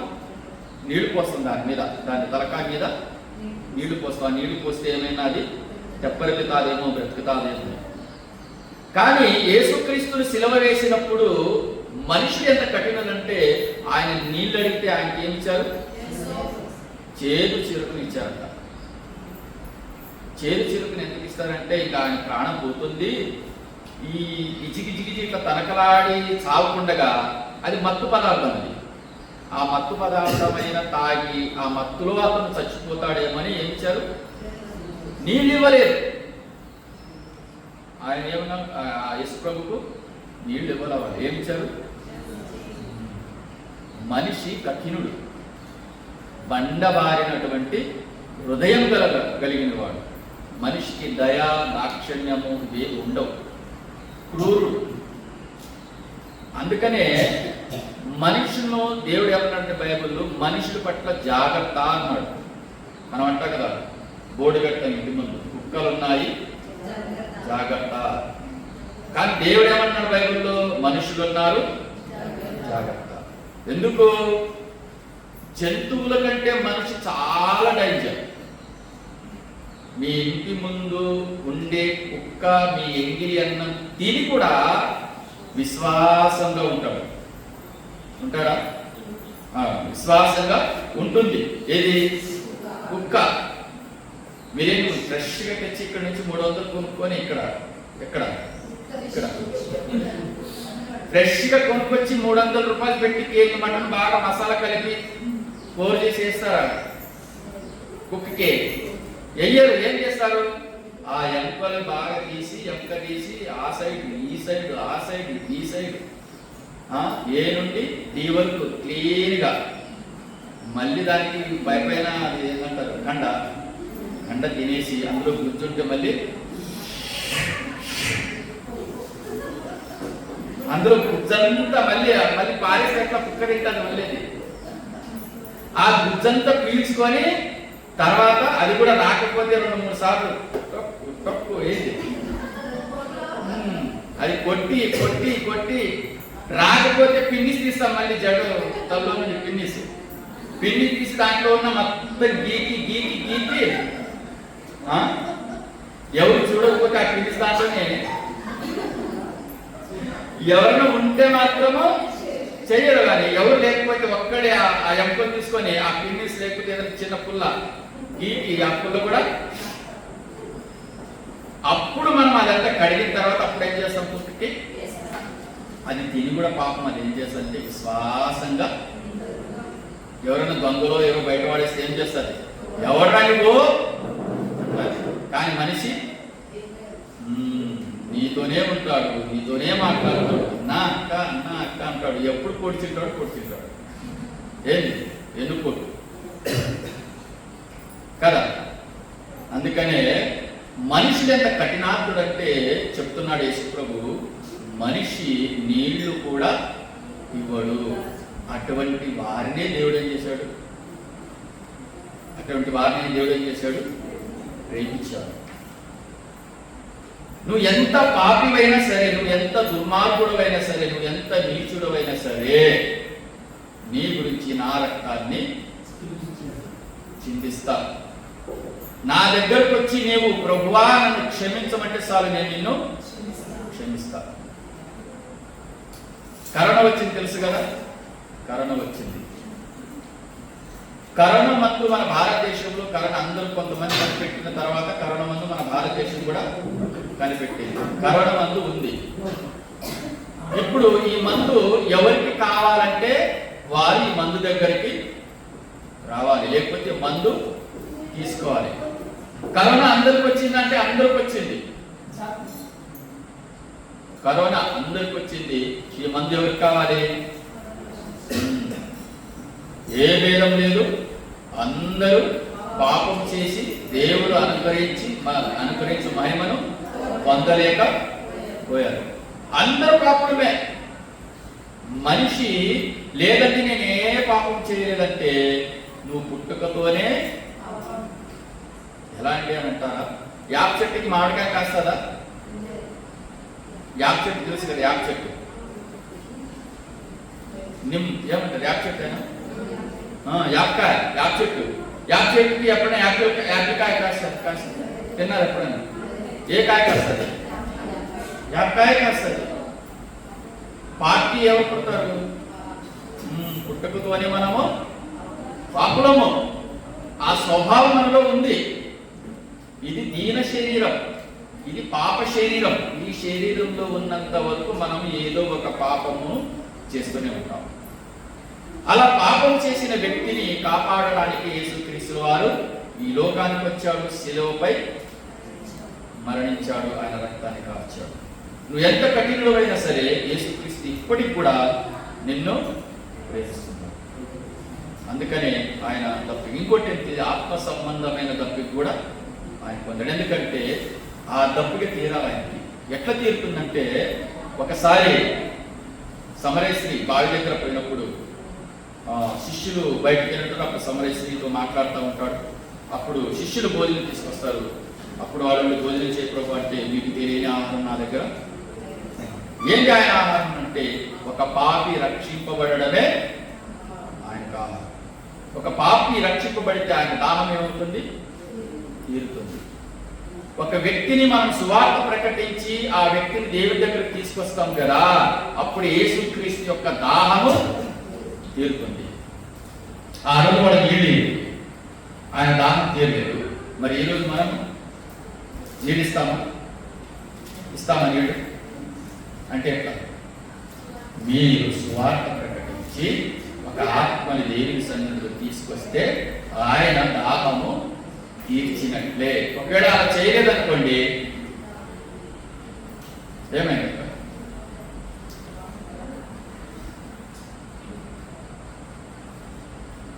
మన సువార్త ప్రకటించకుండా ఒక ఆత్మను దేవుని సన్నిధి తీసుకురాలేదనుకోండి, అప్పుడు దేవుడు అడుగుతున్నాడు, నాకు దాహం వేసిందని. ఒకవేళ మేము అలా చేయలేదనుకోండి, ఆ రోజు ఉన్న వారికి మనకి ఏం తేడా లేదు. మరి సువార్త ఎలా ప్రకటించాలంటే ఒక మాట చెప్తాను, చెప్పి రెండు మాట్లాడారు. గంగరాలన్న పనికి వెళ్తున్నాడు, పుష్పల తక్క పనికి వెళ్తుంది, అప్పు పనికి వెళ్తున్నాడు, తర్వాత బాలపన్న పనికి వెళ్తున్నాడు, హృదయ అక్క పనికి వెళ్తుంది. అక్క మీరు వెళ్తారా? లేదు. చందన పనికి వెళ్తుంది. ఎవరు వెళ్తున్నారు నాకు తెలియదు. ఎవరు యేసు ప్రభుని నమ్మి బాప్తిసం తీసుకున్న వాళ్ళ గురించి మాట్లాడుతున్నారు. వాళ్ళందరూ కూడా కరెక్ట్గా దర్శనం భాగం వస్తున్నారు. అందరు పేర్లు రాసుకుంటాం. సండే అక్షత రాసుకుంటారు. ఎవరెవరు పనికి వెళ్తున్నారో వాళ్ళందరి పేర్లు రాసుకొని ఖచ్చితంగా దశభాగము ఎక్కడ వాక్యం ఉంటారో అక్కడే, చందన అక్కడే వాళ్ళ ఆ సైడ్, ఇక్కడేమి ఇవ్వాల్సిన అవసరం లేదు. ఇక్కడ ఎవరైతే వాక్యం ఉంటున్నారో, ఎవరు దేవి నమ్మిన వాళ్ళు, మిగతా వాళ్ళు కాదు, దేవి నమ్మిన వాళ్ళు ఖచ్చితంగా దశభాగం చేయాలి. ఆ డబ్బు అంతా ఎక్కడ ఉంటుంది? చర్చిలో ఉంటుంది. ఈ చర్చిలో ఉన్న డబ్బులు ఏమైతాయంటే ఇది దేవుని కొరకు ఉపయోగపడాలి, అది సువార్తకు ఉపయోగపడాలి, అది ఇటువంటి కార్యక్రమాలకు ఉపయోగపడాలి. మీరు వేసుకోబాకండి, మీరు దేవుని సన్నిధిలోనికి తీసుకురండి. దేవుని సన్నిధిలోకి తీసుకొచ్చినప్పుడు ఒక మీటింగ్ పెట్టిద్దాం, లేకపోతే సువార్త చేద్దాం, ఒక నెలలో లేకపోతే 2 నెలల తర్వాత ఒక క్యాంప్ చేద్దాం. మనమందరం ఊరు తిరిగి సువార్తను ప్రకటిద్దాం. అలా సువార్త ప్రకటించిన తర్వాత ఒక ఆత్మ దేవుని దగ్గరికి వచ్చిందనుకోండి, యేసుక్రీస్తు యొక్క దాహానికి మనము నీళ్లు ఇచ్చినట్లే. హల్లెలూయా. లేదంటే అంటారనుకో, అది మీ ఇష్టంగా. మీరు రోజు కూడా యేసు ప్రభు నీళ్ళు అడుగుతూనే ఉంటాడు, నాకు దాహం వేస్తుంది అంటాడు. ముందు ప్రభా ఇది పని ఉంది, తర్వాత చూద్దాము అన్నట్లు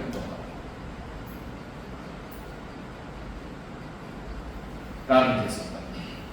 పరిశుద్ధుడైన తండ్రి, నీకు స్తోత్రములు జీవిస్తున్నాను. ఈ 5వ మాట కూడా ప్రభు మీరు దూరం నడిపించినందుకు నీకు వందనాలు, స్తోత్రాలు. నీకే మహిమ ఘనత ప్రభావం చెల్లిస్తుంది. యేసుక్రీస్తు నామమున ప్రార్థిస్తున్నాను. 6వ మాట తొందరగా ముగిస్తాను. 6వ మాట యోహాను సువార్త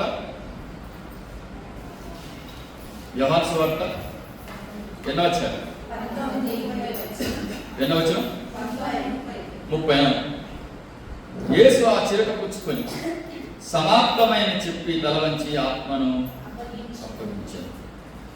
యేసుక్రీస్తు ఏం చెప్తున్నాడు? ఆయన సమాప్తమైనది అంటున్నాడు. సమాప్తం ఏ సమాప్తం చేశాడు ఆయన? చాలా చాలా చాలా చెప్పొచ్చు, టైం లేదు కాబట్టి నేను తొందరగా చెప్పి నేను ముగిస్తాను. ఆయన ధర్మశాస్త్రమును నెరవేర్చి ఏం చేశాడు? ఆయన సమాప్తం చేశాడు. ఆయన గురించి ధర్మశాస్త్రంలో రాయబడి ఉంది. ధర్మశాస్త్రం అంటే పాత నిబంధన. పాత నిబంధనలో ఆయన గురించి ఏదైతే రాయబడి ఉందో, ఆ ధర్మశాస్త్రంలో ఏదైతే రాయబడి ఉందో, ఆ ధర్మశాస్త్రాన్ని ఆయన నెరవేర్చి ఏం చేశాడు? సమాప్తము చేశాడు. 2వ మాట, ఆయన ప్రవక్తలు చెప్పినటువంటి ప్రవచనాలు ఏవైతే ఉన్నాయో ఆ ప్రవచనాలన్నిటి కూడా ఆయన ఏం చేశాడు? నెరవేర్చి సమాప్తము చేశాడు. మొదటి మాట, ధర్మశాస్త్రమును నెరవేర్చి సమాప్తం చేశాడు. ప్రవక్తల యొక్క ప్రవచనాలు నెరవేర్చి కూడా ఆయన ఏం చేశాడు? సమాప్తము చేశాడు. ఆయన చీకటి యొక్క యుగాన్ని ఆయన సమాప్తము చేశాడు. చీకటి యుగం ఎప్పుడనంటే ఆయన 400 సంవత్సరాలు, మలాకి తర్వాత మత్తయి సువార్త మధ్య కాలంలో 400 సంవత్సరాలు దేవుడు ఎవ్వరితో మాట్లాడలేదు. కాబట్టి అది ఏమైంది? చీకటి యుగం అయింది. ఆ చీకటి యుగం కూడా దేవుడు ఏం చేశారంటే ఒక గొప్ప వెలుగు తీసుకొచ్చాడు. అందుకని యేసుప్రభు అంటాడు, మీరు చీకటిలో నుండి తన ఆశ్చర్యకరమైన వెలుగులోనికి మిమ్మల్ని పిలిచిన గుణాతిశయులను ప్రచురం చేయ నిమిత్తము అంటాడు. ఎక్కడి నుండి వచ్చామంట? చీకటి యొక్క యుగములో నుండి ఆశ్చర్యకరమైనటువంటి వెలుగు యొక్క యుగంలోనికి వచ్చాం. చీకటి యొక్క యుగాన్ని ఆయన ఏం చేశాడు? సమాప్తి చేశాడు. ఇంకా చూసుకుంటే ఆయన పాపములను కూడా, ఇందాక అక్క చెప్పింది కూడా, పాపం ఏది సమాప్తము చేశాడు. మన మీద పాపాలు ఉన్నాయి. ఇప్పుడు పాపాలు ఉన్నాయా?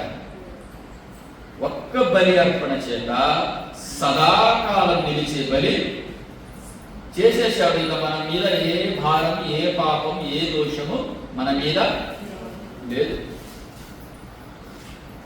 మన మీద ఏది లేదు. ఎందుకు లేదనంటే మన మీద మనము తండ్రి అని పిలుస్తున్నాం. ఆయన మనం ఎవరు? ఆయనకి ఇప్పుడు కుమారుడు.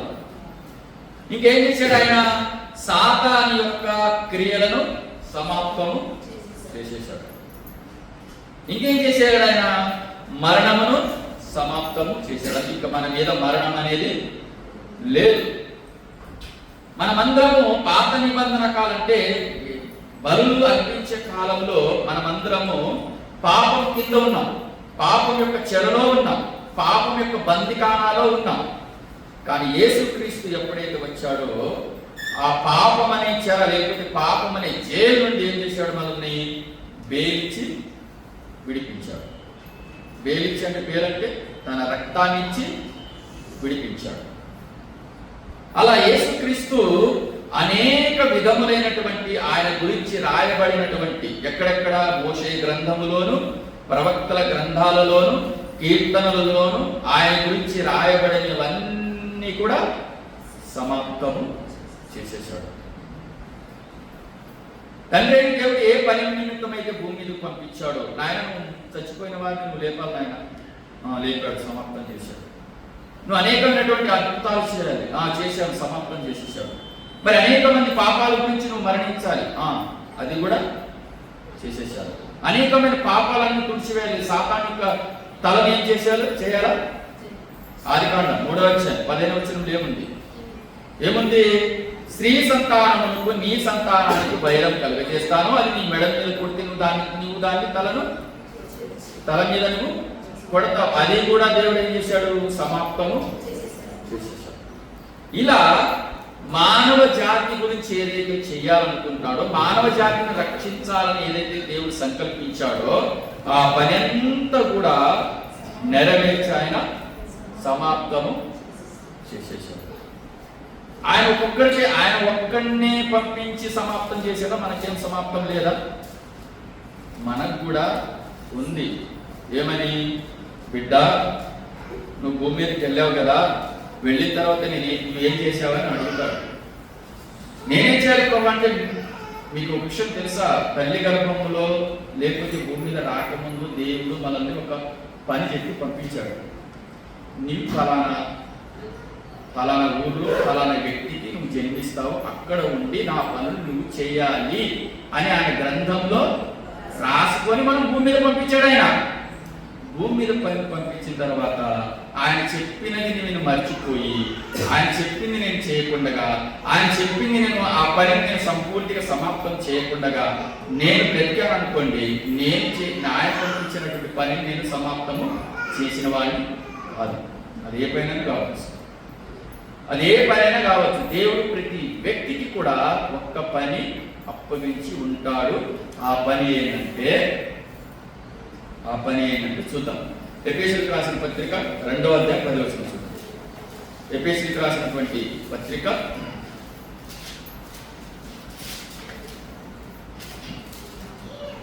2:10. 2:10 ఏమన్నాడు ఆయన? మరి వాటి యందు మనం నడుచుకొనవలెనని దేవుడు ముందుగా సిద్ధపరిచిన సత్క్రియలు చేయుటకై మనల్ని క్రీస్తు యేసునందు సృష్టింపబడిన వారమే ఆయన చేసిన పని అయి ఉన్నాము. ముందుగా ఏం చేశాడంట? ముందుగా ఏం చేశాడు? మరి వాటి యందు మనం నడుచుకొనవలెనని. ఏటి యందు నడుచుకోవాలి మనము? వాటి యందు మనము నడుచుకొనవలెనని దేవుడు ముందుగా సిద్ధపరిచిన సత్క్రియలు చేయుటకై. ముందుగా సిద్ధపరిచాడు ఆయన. ఏం చేయాలని? సత్క్రియలు చేయడానికి దేవుడు భూమి మీద పంపించాడు. అది మనం నెరవేర్చి దేవుని ముందు నిలబడి, ప్రభువా భూమి మీద నేను కూడా సమాప్తం, నీవు నాకు ఏదైతే పని ఇచ్చావో నేను కూడా సమాప్తం చేసి వచ్చాను అని చెప్పాలి. ఎప్పుడు? ఈ దేహం విడిచి దేవుని ముందు నిలబడినప్పుడు. హల్లెలూయా. కాబట్టి సమయం లేదు. కాబట్టి మనం కూడా యేసుక్రీస్తు అయితే ఏ రీతిగా అయితే భూమి మీద పంపించిన తర్వాత తండ్రి చెప్పిన ప్రతి మాట నెరవేర్చి సమాప్తం చేశాడో, మనము కూడా దేవుడు మనకిచ్చిన పనులను మనము కూడా నెరవేర్చి ఈ భూమి మీద బ్రతికుండంగానే సమాప్తం చేసి తండ్రి దగ్గరికి చేరుకోవాలి. ಯೇಸು ಸ್ವಾಮಿ ಹೇಳಿದಂತ 7 ಮಾತುಗಳಲ್ಲಿ ಇದು ಕೊನೆಯ ಮಾತು. ಡೈರೆಕ್ಟ್ ವಾಕ್ಯಕ್ಕೆ ಹೋಗೋಣ. ಲೂಕ 23:46. ಆಮೇಲೆ ಯೇಸು, ತಂದೆಯೇ, ನನ್ನ ಆತ್ಮವನ್ನು ನಿನ್ನ ಕೈಗೆ ಒಪ್ಪಿಸಿಕೊಡುತ್ತೇನೆ ಎಂದು ಮಹಾತ್ಮರಿಂದ ಕೂಗಿದನು. ಹಲ್ಲೆಲೂಯಾ. ಯೇಸು ಸ್ವಾಮಿ ಈ ಮಾತನ್ನು ಹೇಳೋದಕ್ಕೂ ಮುಂಚೆ ಈ ಮಾತನ್ನ ಫಸ್ಟೇ ಒಬ್ಬರು ಹೇಳಿದ್ದಾರೆ. ಯಾರದು ಗೊತ್ತಿದ್ರೆ ಹೇಳ್ಬೋದು. ಯೇಸು ಸ್ವಾಮಿ ಈ ಮಾತನ್ನ ಹೇಳೋದಕ್ಕೂ ಮುಂಚೆ ಇದೇ ಮಾತನ್ನ ಇನ್ನೊಬ್ಬ ಹೇಳಿದ್ದಾರೆ. ಕೀರ್ತನೆ 31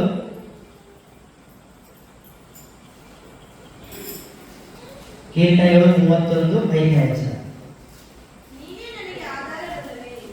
ನನ್ನ ಆತ್ಮವನ್ನು ನಿನ್ನ ಕೈಗೆ ಒಪ್ಪಿಸಿಕೊಟ್ಟಿದ್ದೇನೆ. ಹಲ್ಲೆಲೂಯಾ. ಹಲ್ಲೆಲೂಯಾ.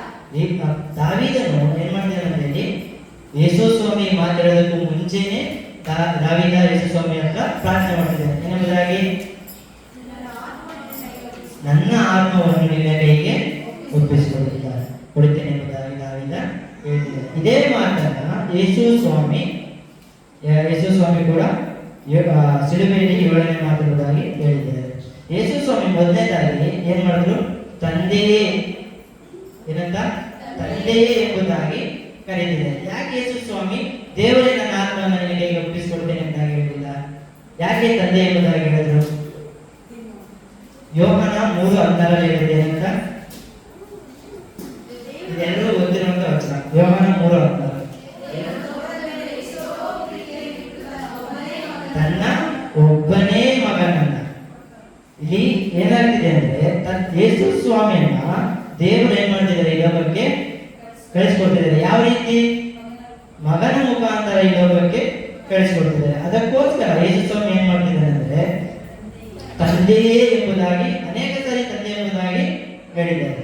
ಅದೇ ರೀತಿ ಇಲ್ಲಿ ಇಸ್ರಾಯೇಲ್ ಮೇಲೆ ಕೂಡ ಯೇಸು ಸ್ವಾಮಿ ತಂದೆಯೇ ಎಂಬುದಾಗಿ ಏನ್ ಮಾಡ್ತಿದ್ದಾರೆ, ತನ್ನ ಆತ್ಮನ ದೇವರಿಗೆ ಒಪ್ಪಿಸಿಕೊಡ್ತಿದ್ದಾರೆ. ಯಾಕೆ ದೇವರು ತಂದೆ ಎಂಬುದಾಗಿ ತಂದೆ ನಮ್ಗೆ ಯಾವಾಗಲೂ ಕೂಡ ದೂರವಾಗಿರೋದಿಲ್ಲ. ಏನ್ ಮಾಡ್ತಾರೆ, ತಂದೆ ಯಾವಾಗಲೂ ನಮ್ಮೊಂದಿಗೆ, ನಮ್ಮ ಕಷ್ಟದಲ್ಲಾಗಲಿ ಸುಖದಲ್ಲಾಗಲಿ ಸಂತೋಷದಲ್ಲಾಗಲಿ ಯಾವಾಗಲೂ ಕೂಡ ತಂದೆ ಏನಾಗ್ತಿದ್ದಾರೆ, ನಮ್ಮೊಂದಿಗೆ ಇರ್ತಾರೆ. ಅದಕ್ಕಾಗಿ ಯೇಸು ಸ್ವಾಮಿ ಏನ್ ಮಾಡ್ತಿದ್ದಾರೆ ಅಂದ್ರೆ ತಂದೆಯೇ ಎಂಬುದಾಗಿ ಅಲ್ಲಿ ಕರೀತಿದ್ದಾರೆ. ತಂದೆ ಆದಂತವರು ನಮ್ಗೆ ಏನ್ ಮಾಡ್ತಾರೆ, ನಮ್ಮನ್ನ ಪ್ರೀತಿಸ್ತಾರೆ, ಮತ್ತೆ ಯಾವಾಗಲೂ ಕೂಡ ನಮ್ಮೊಂದಿಗೆ ಪ್ರೀತಿಯಿಂದ ನಡ್ಕೊಳ್ತಾರೆ. ಯಾವತ್ತೂ ನಮ್ಮನ್ನ ದ್ವೇಷ ಮಾಡೋದಿಲ್ಲ, ಮತ್ತೆ ಏನ್ ಮಾಡ್ತಾರೆ, ಅವರು ನಮ್ಮನ್ನ ದೂಷಿಸೋದಿಲ್ಲ ಎಂಬುದಾಗಿ ನಾವು ನೋಡ್ತೇವೆ. ಕೀರ್ತನೆಗಳು 103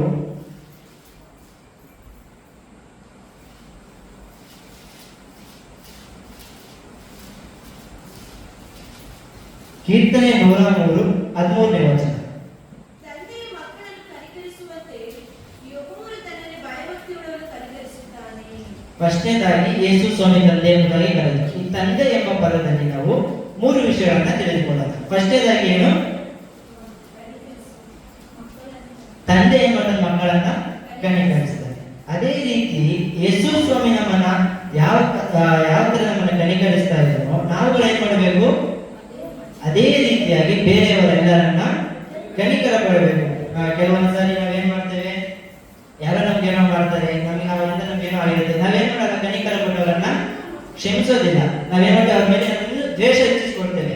ಆ ರೀತಿ ನಾವು ಮಾಡ್ತಿದ್ದಂಗೆ ನಾವೇನ್ ಮಾಡ್ಬೇಕು, ಎಲ್ಲರನ್ನ ನಾವು ಕನಿಕರಿಸಬೇಕು ಎಂಬುದಾಗಿ ನಾವು ನೋಡ್ತೇವೆ. ಮತ್ತಾಯ 7ನೇ ಅಧ್ಯಾಯ 11ನೇ ವಚನ ನೋಡೋಣ.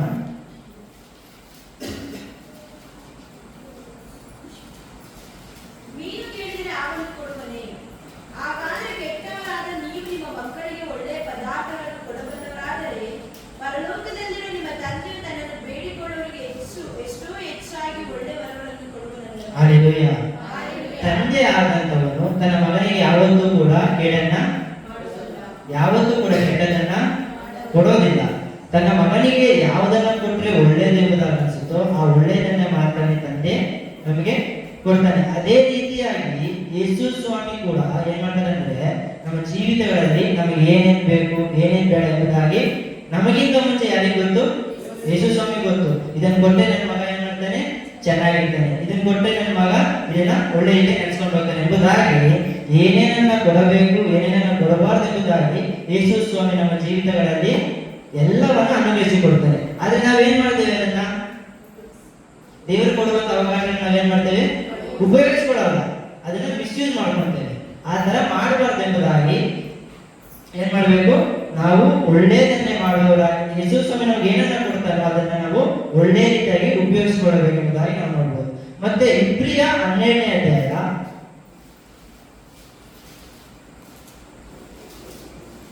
ಇಬ್ರಿಯ 12:5-6 ಕೂಡ. ಮಕ್ಕಳಿಗೆ ಹೇಳುವಂತೆ ನಿಮಗೆ ಹೇಳಿದ ಎಚ್ಚರಿಕೆ ಮಾತನ್ನು ಮರೆತು ಬಿಟ್ಟಿದ್ದೀರೋ? ಏನೆಂದರೆ, ಮಗನೇ, ಕರ್ತನ ಶಿಕ್ಷೆಯನ್ನು ತಾತ್ಸಾರ ಮಾಡಬೇಡ, ಆತನನ್ನು ಗದರಿಸುವಾಗ ಬೇಸರಗೊಳ್ಳಬೇಡ. ಕರ್ತನು ತಾನು ಪ್ರೀತಿಸುವವನೇ ಶಿಕ್ಷಿಸುತ್ತಾನೆ, ತಾನು ಸೇರಿಸಿಕೊಳ್ಳುವ ಪ್ರತಿಯೊಬ್ಬ ಮಗನನ್ನು ಹೊಡೆಯುತ್ತಾನೆ ಎಂಬುದು. ಹಲ್ಲೆಲೂಯಾ. ತಂದೆ ನಮ್ಮನ್ನು ಎಷ್ಟು ಪ್ರೀತಿ ಮಾಡ್ತಾನೋ ಅದೇ ರೀತಿ ನಾವು ತಪ್ಪು ಮಾಡಿದಾಗ ಏನ್ ಮಾಡ್ತಾನೆ? ಹೊಡಿತಾನೆ. ಇಷ್ಟ ಇಲ್ಲ ಅಂದ್ರೆ ನಮ್ಮನ್ನ ಹೊಡಿತಾನೆ. ಅದೇ ರೀತಿಯಾಗಿ ಯೇಸು ಸ್ವಾಮಿ ಕೂಡ ನಾವು ತಪ್ಪು ಮಾರ್ಗದಲ್ಲಿ ಹೋದಾಗ, ನಾವು ತಪ್ಪು ದಾರಿ ನಡೆದಾಗ ಏನ್ ಮಾಡ್ತಾನೆ? ಯೇಸು ಸ್ವಾಮಿ ನಮ್ಮನ್ನ ಹೊಡೆದು ಗದರಿಸಿ ನಮ್ಮನ್ನ ಒಳ್ಳೆ ಮಾರ್ಗದಲ್ಲಿ ನಡೆಸೋದಕ್ಕೆ ಪ್ರಯತ್ನ ಮಾಡ್ತಾನೆ. ಯಾಕೆಂದ್ರೆ ನಮ್ಮ ನಮ್ಮ ನಡತೆಯಿಂದ, ನಮ್ಮ ಒಂದು ಮಾತುಗಳಿಂದ ಯಾರಿಗೆ ಅವಮಾನ ಆಗುತ್ತೆ? ಯೇಸು ಸ್ವಾಮಿಗೆ ಅವಮಾನ ಆಗುತ್ತೆ. ಯಾಕಂದ್ರೆ ನಾವು ದೇವರ ಮಕ್ಕಳು. ದೇವರ ಮಕ್ಕಳಾಗುವಂತ ಅಧಿಕಾರ ಎಲ್ಲವನ್ನ ನಮಗೆ ಯೇಸು ಸ್ವಾಮಿ ಕೊಟ್ಟಿದ್ದಾನೆ. ಅದರಿಂದ ನಾವು ಕೆಟ್ಟದಲ್ಲಿ ಹೋಗೋದಾದ್ರೆ ಅದು ಯಾರಿಗೆ ಕೆಟ್ಟ ಹೆಸರು ಬರುತ್ತೆ? ಫಸ್ಟ್ನೇದಾಗಿ ಲೋಕದಲ್ಲಿದ್ದಾಗ ನಮ್ಮ ತಂದೆಗೆ ಕೆಟ್ಟ ಹೆಸರು ಬರುತ್ತೆ. ಆತ್ಮೀಕ ರೀತಿಯಲ್ಲಿ ನೋಡುವಾಗ ಯೇಸು ಸ್ವಾಮಿಗೆ ಅದು ಕೆಟ್ಟ ಹೆಸರು ತರುತ್ತದೆ. ಮತ್ತೆ ನಾವೇನು ನೋಡಿಕೊಳ್ಳೋಣ. ಫಸ್ಟ್ನೇದಾಗಿ ನಾವೇನು ನೋಡಿದ್ವಿ? ಯೇಸು ಸ್ವಾಮಿ ತಂದೆ ಎಂಬುದಾಗಿ ಹೇಳಿದ್ರು. ಮತ್ತೆ ನೋಡೋಣ ಮುಂದಕ್ಕೆ, ನನ್ನ ಆತ್ಮವನ್ನ ಲೂಕ 23:46 ಇನ್ನೊಂದ್ಸಲ ಓದೋಣ. ಆಮೇಲೆ ಯೇಸು, ತಂದೆಯೇ, ನನ್ನ ಆತ್ಮವನ್ನು ನಿನ್ನ ಕೈಗೆ ಒಪ್ಪಿಸಿಕೊಡುತ್ತೇನೆ ಎಂದು ಮಹಾತ್ಮನಿಂದ ಕೂಗಿದನು. ನನ್ನ ಆತ್ಮವನ್ನು ನಿನ್ನ ಕೈಗೆ ಒಪ್ಪಿಸಿಕೊಡುತ್ತೇನೆ ಎಂಬುದಾಗಿ ಮಹಾಧ್ವನಿಯಿಂದ ಕೂಗಿದನು. ನಾವೇನ್ ಮಾಡ್ಬೇಕಂದ್ರೆ, ಕೆಲವೊಂದ್ಸಲ ನಾವು ಕೆಲವೊಂದು ಮಾರ್ಗಗಳಲ್ಲಿ ಹೋಗ್ತಾ ಇರ್ತೀವಿ. ಅದು ಈ ಲೋಕದಲ್ಲಿರುವಂತ ನಮ್ಮ ತಂದೆ ತಾಯಿಗಳು ಗೊತ್ತಿರಲ್ಲ, ಮತ್ತೆ ನಮ್ಮ ಜೊತೆಲಿರುವಂತ ನಮ್ಮ ಸ್ನೇಹಿತರಿಗೆ ಗೊತ್ತಿರಲ್ಲ. ಆದ್ರೆ ಇದನ್ನೆಲ್ಲ ಯಾರು ನೋಡ್ತಿರ್ತಾರೆ? ಯೇಸು ಸ್ವಾಮಿ ನೋಡ್ತಿರ್ತಾನೆ ಅಂತ ನಮ್ಗೆ ಗೊತ್ತು. ಆದ್ರೂ ಕೂಡ ನಾವೇನ್ ಮಾಡ್ತೇವೆ? ಅದೇ ದಾರಿಯಲ್ಲೇ ನಾವು ಹೋಗ್ತೇವೆ. ಅದಕ್ಕೋಸ್ಕರ ಇಲ್ಲಿ ಯೇಸು ಸ್ವಾಮಿ ಏನ್ ಮಾಡ್ತಿದ್ದಾರೆ ಅಂದ್ರೆ, ತನ್ನ ಆತ್ಮವನ್ನ ದೇವರಿಗೆ ಒಪ್ಪಿಸಿಕೊಟ್ಟಿದ್ದಾರೆ. ಅದೇ ರೀತಿಯಾಗಿ ನಾವು ಕೂಡ ಏನ್ ಮಾಡ್ಬೇಕಂದ್ರೆ, ನಮ್ಮ ಮಾರ್ಗಗಳನ್ನ ಯೇಸು ಸ್ವಾಮಿಗೆ ಒಪ್ಪಿಸಬೇಕು. ನಾವು ಯಾವಾಗ ನಮ್ಮ ಮಾರ್ಗಗಳನ್ನ ಯೇಸು ಸ್ವಾಮಿಗೆ ಒಪ್ಪಿಸ್ತೇವೋ, ನಮ್ಮ ಮಾರ್ಗಗಳು ಯಾವ ತರ ಇರ್ತವೆ? ನಮ್ಮ ಮಾರ್ಗಗಳು ಯಾವಾಗಲೂ ಯೇಸು ಸ್ವಾಮಿಗೆ ಮಹಿಮೆ ತರಿಸುವಂತ ಮಾರ್ಗಗಳಾಗಿ ಇರ್ತವೆ. ನಾವು ಜ್ಞಾನೋಕ್ತಿ 3ನೇ ಅಧ್ಯಾಯ 3:5-6 ಪ್ರಕೃತಿಯನ್ನೇ ಆಧಾರ ಮಾಡಿಕೊಳ್ಳದೆ ಪೂರ್ಣ ಮನಸ್ಸಿನಿಂದ ಯೆಹೋವನಲ್ಲಿ ಭರವಸೆಯಿಡು. ನಿನ್ನ ಎಲ್ಲಾ ನಡವಳಿಕೆಯಲ್ಲಿ ಆತನ ಚಿತ್ತಕ್ಕೆ ವಿಧೇಯನಾಗಿರು. ಆತನೇ ನಿನ್ನ ಮಾರ್ಗಗಳನ್ನು ಸರಾಗ ಮಾಡುವನು. ಹಲ್ಲೆಲೂಯಾ. ಹಲ್ಲೆಲೂಯಾ. ಸ್ವಬುದ್ಧಿಯನ್ನ ಆಧಾರ ಮಾಡಿಕೊಳ್ಳದೆ, ಏನಂತೆ? ನಮ್ಮ ಒಂದು ಸ್ವಬುದ್ಧಿಯಿಂದ ನಮ್ಮ ಮಾರ್ಗಗಳನ್ನು ನಾವೇ ಕೆಡಿಸ್ಕೊಂತೀವಿ. ಆ ಥರ ನಾವು ಮಾಡ್ಕೋಬಾರ್ದು ಎಂಬುದಾಗಿ ಪೂರ್ಣ ಮನಸ್ಸಿನಿಂದ, ಯಾವ ಥರ? ಪೂರ್ಣ ಮನಸ್ಸಿನಿಂದ, ಅರ್ಧ ಮನಸ್ಸಿನಿಂದ ಅಲ್ಲ, ಪೂರ್ಣ ಮನಸ್ಸಿನಿಂದ ನಾವು ಏನ್ ಮಾಡ್ಬೇಕು? ಯೆಹೋವನಲ್ಲಿ ಭರವಸೆ ಇಡಬೇಕು. ನಾವು ಯಾವಾಗ ಯೆಹೋವನಲ್ಲಿ ಪೂರ್ಣ ಮನಸ್ಸಿನಿಂದ ಭರವಸೆ ಇಡ್ತೇವೋ ಅವಾಗ ಯೇಸು ಸ್ವಾಮಿ ನಮ್ಮನ್ನು ಏನ್ ಮಾಡ್ತಾನೆ? ಆಜ್ಞೆ ವಚನ, ನಿನ್ನ ಎಲ್ಲ ನಡವಳಿಕೆಯಲ್ಲಿ ಆತನ ಚಿತ್ತಕ್ಕೆ ವಿಧೇಯನಾಗಿರು, ಆತನೇ ನಿನ್ನ ಮಾರ್ಗವನ್ನ ಸರಾಗ ಮಾಡುವನೆಂಬುದಾಗಿ ನಾವು ಇಲ್ಲಿ ನೋಡ್ತೇವೆ. 1ನೇ ಪೇತ್ರ 4ನೇ ಅಧ್ಯಾಯ 19ನೇ ವಚನ. ಹೀಗಿರಲಾಗಿ ದೇವರ ಚಿತ್ತಾನುಸಾರ ಬಾಧೆಪಡುವವರು ಒಳ್ಳೆಯದನ್ನು ಮಾಡುವವರಾಗಿದ್ದು ತಮ್ಮ ಆತ್ಮಗಳನ್ನು ನಂಬಿಗಸ್ತನಾದ ಸೃಷ್ಟಿಕರ್ತನಿಗೆ ಒಪ್ಪಿಸಲಿ. ಹಲ್ಲೆಲೂಯಾ. ಏನಂತೆ? ತನ್ನ ಆತ್ಮಗಳನ್ನು ನಂಬಿಗಸ್ತನಾದ ಸೃಷ್ಟಿಕರ್ತನಿಗೆ ಒಪ್ಪಿಸಲಿ. ಯೇಸು ಸ್ವಾಮಿಯನ್ನ ನಂಬಿರುವಂತ ನಾವುಗಳು ಏನ್ ಮಾಡಬೇಕು? ಈಗ ಯೇಸು ಸ್ವಾಮಿ ಯಾಕೆ ತಂದೆಗೆ ತನ್ನ ಆತ್ಮವನ್ನ ಒಪ್ಪಿಸಿಕೊಟ್ಟ? ಯಾಕೆಂಬುದಾಗಿ ನಾವು ನೋಡೋಣ. ಯೋಹಾನ 10 ಮತ್ತೆ ಫಸ್ಟ್ ರಿಟರ್ನ್ ಬರೋಣ. ಫಸ್ಟ್ ಯೋಹಾನ 10:17 ವಚನ ನೋಡೋಣ. ನಾನು ನಿನಗೆ ಪಡ್ಕೊಳ್ಳುತ್ತೇನೆ ಎಂದು ನನ್ನ ಪ್ರಾಣವನ್ನು ಕೊಡುತ್ತೇನೆ, ಅದರ ನಿಮಿತ್ತವಾಗಿ ತಂದೆ ನನ್ನನ್ನು ಪ್ರೀತಿಸುತ್ತಾನೆ. 18. ನನ್ನ ಪ್ರಾಣವನ್ನು ಯಾರು ನನ್ನಿಂದ ತೆಗೆಯರು? ನನ್ನಷ್ಟಕ್ಕೆ ನಾನೇ ಅದನ್ನು ಕೊಡುತ್ತೇನೆ. ಅದನ್ನು ಕೊಡುವುದಕ್ಕೆ ನನಗೆ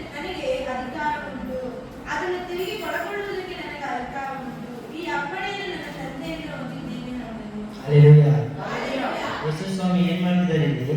ಯೇಸು ಸ್ವಾಮಿಯ ಆತ್ಮವನ್ನ, ತನ್ನ ಪ್ರಾಣವನ್ನ ಯಾರು ಕೂಡ ಇಲ್ಲಿ ತೆಗಿತಾ ಇಲ್ಲ. ಯೇಸು ಸ್ವಾಮಿ ಸ್ವತಃ ತನ್ನ ಆತ್ಮವನ್ನ, ತನ್ನ ಮರಣವನ್ನ ಒಪ್ಪಿಸ್ತಾ ಇದ್ದಾರೆ.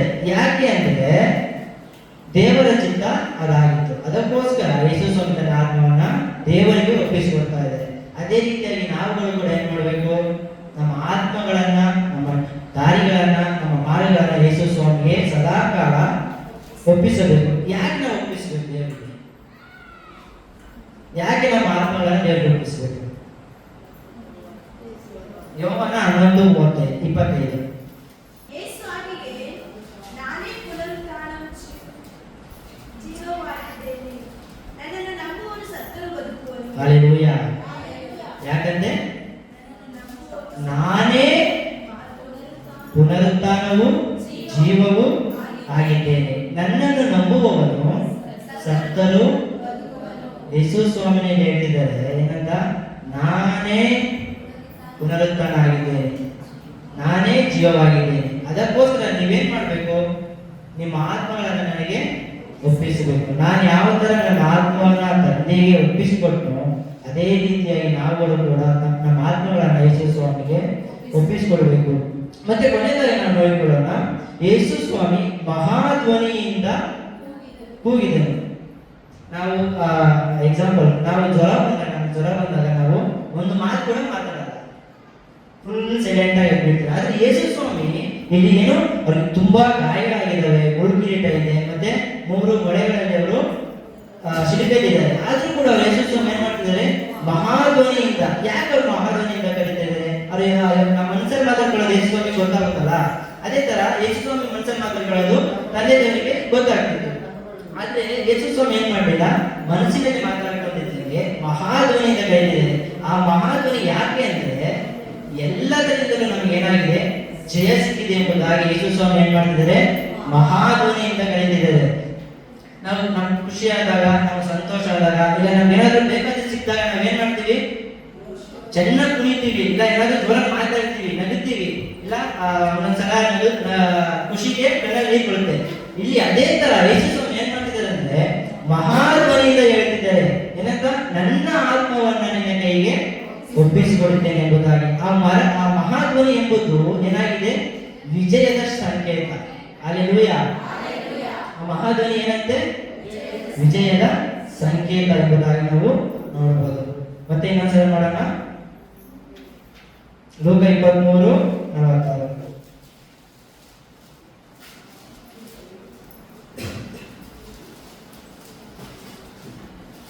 ಅದೇ ವಚನ. ಆಮೇಲೆ ಯೇಸು, ತಂದೆಯೇ, ನನ್ನ ಆತ್ಮವನ್ನು ನಿನ್ನ ಕೈಗೆ ಒಪ್ಪಿಸಿಕೊಡುತ್ತೇನೆ ಎಂದು ಮಹಾಧ್ವನಿಯಿಂದ ಕೂಗಿದನು. ಹಲ್ಲೆಲೂಯಾ. ಹಲ್ಲೆಲೂಯಾ. ನಾವು ಯಾವಾಗಲೂ ಕೂಡ ಏನ್ ಮಾಡ್ಬೇಕು ಅಂದ್ರೆ, ಯೇಸು ಸ್ವಾಮಿ ಯಾವ ರೀತಿಯಾಗಿ ತನ್ನ ಮಾರ್ಗಗಳನ್ನ, ತನ್ನ ಒಂದು ಎಲ್ಲ ನಡವಳಿಕೆಗಳನ್ನ ತಂದೆಗೆ ಇಷ್ಟವಾದ ರೀತಿಯಾಗಿ ನಡೆಸಿಕೊಟ್ರು, ಅದೇ ರೀತಿಯಾಗಿ ನಾವುಗಳು ಕೂಡ ಏನ್ ಮಾಡಬೇಕು? ನಮ್ಮ ಮಾರ್ಗಗಳನ್ನ, ನಮ್ಮ ಜೀವನವನ್ನ ಎಲ್ಲವನ್ನು ಕೂಡ ನಾವು ಯೇಸು ಸ್ವಾಮಿಗೆ ಅರ್ಪಿಸುವಂತರಾಗಿರ್ಬೇಕು. ಅವಾಗ ನಾವೇನಾಗ್ತೇವೆ? ದೇವರ ಒಂದು ಒಳ್ಳೆ ಮಕ್ಕಳಾಗಿ, ಅನೇಕ ಮಕ್ಕಳಿಗೆ ಒಳ್ಳೆ ಸಾಕ್ಷಿ ಮಕ್ಕಳಾಗಿ ನಾವು ಜೀವಿಸುವುದಕ್ಕೆ ಸಾಧ್ಯ ಆಗ್ತದೆ. ಈ ವಾಕ್ಯನ ದೇವರ ಆಶೀರ್ವದಿಸಿ ಪ್ರಾರ್ಥಿಸುತ್ತೇವೆ.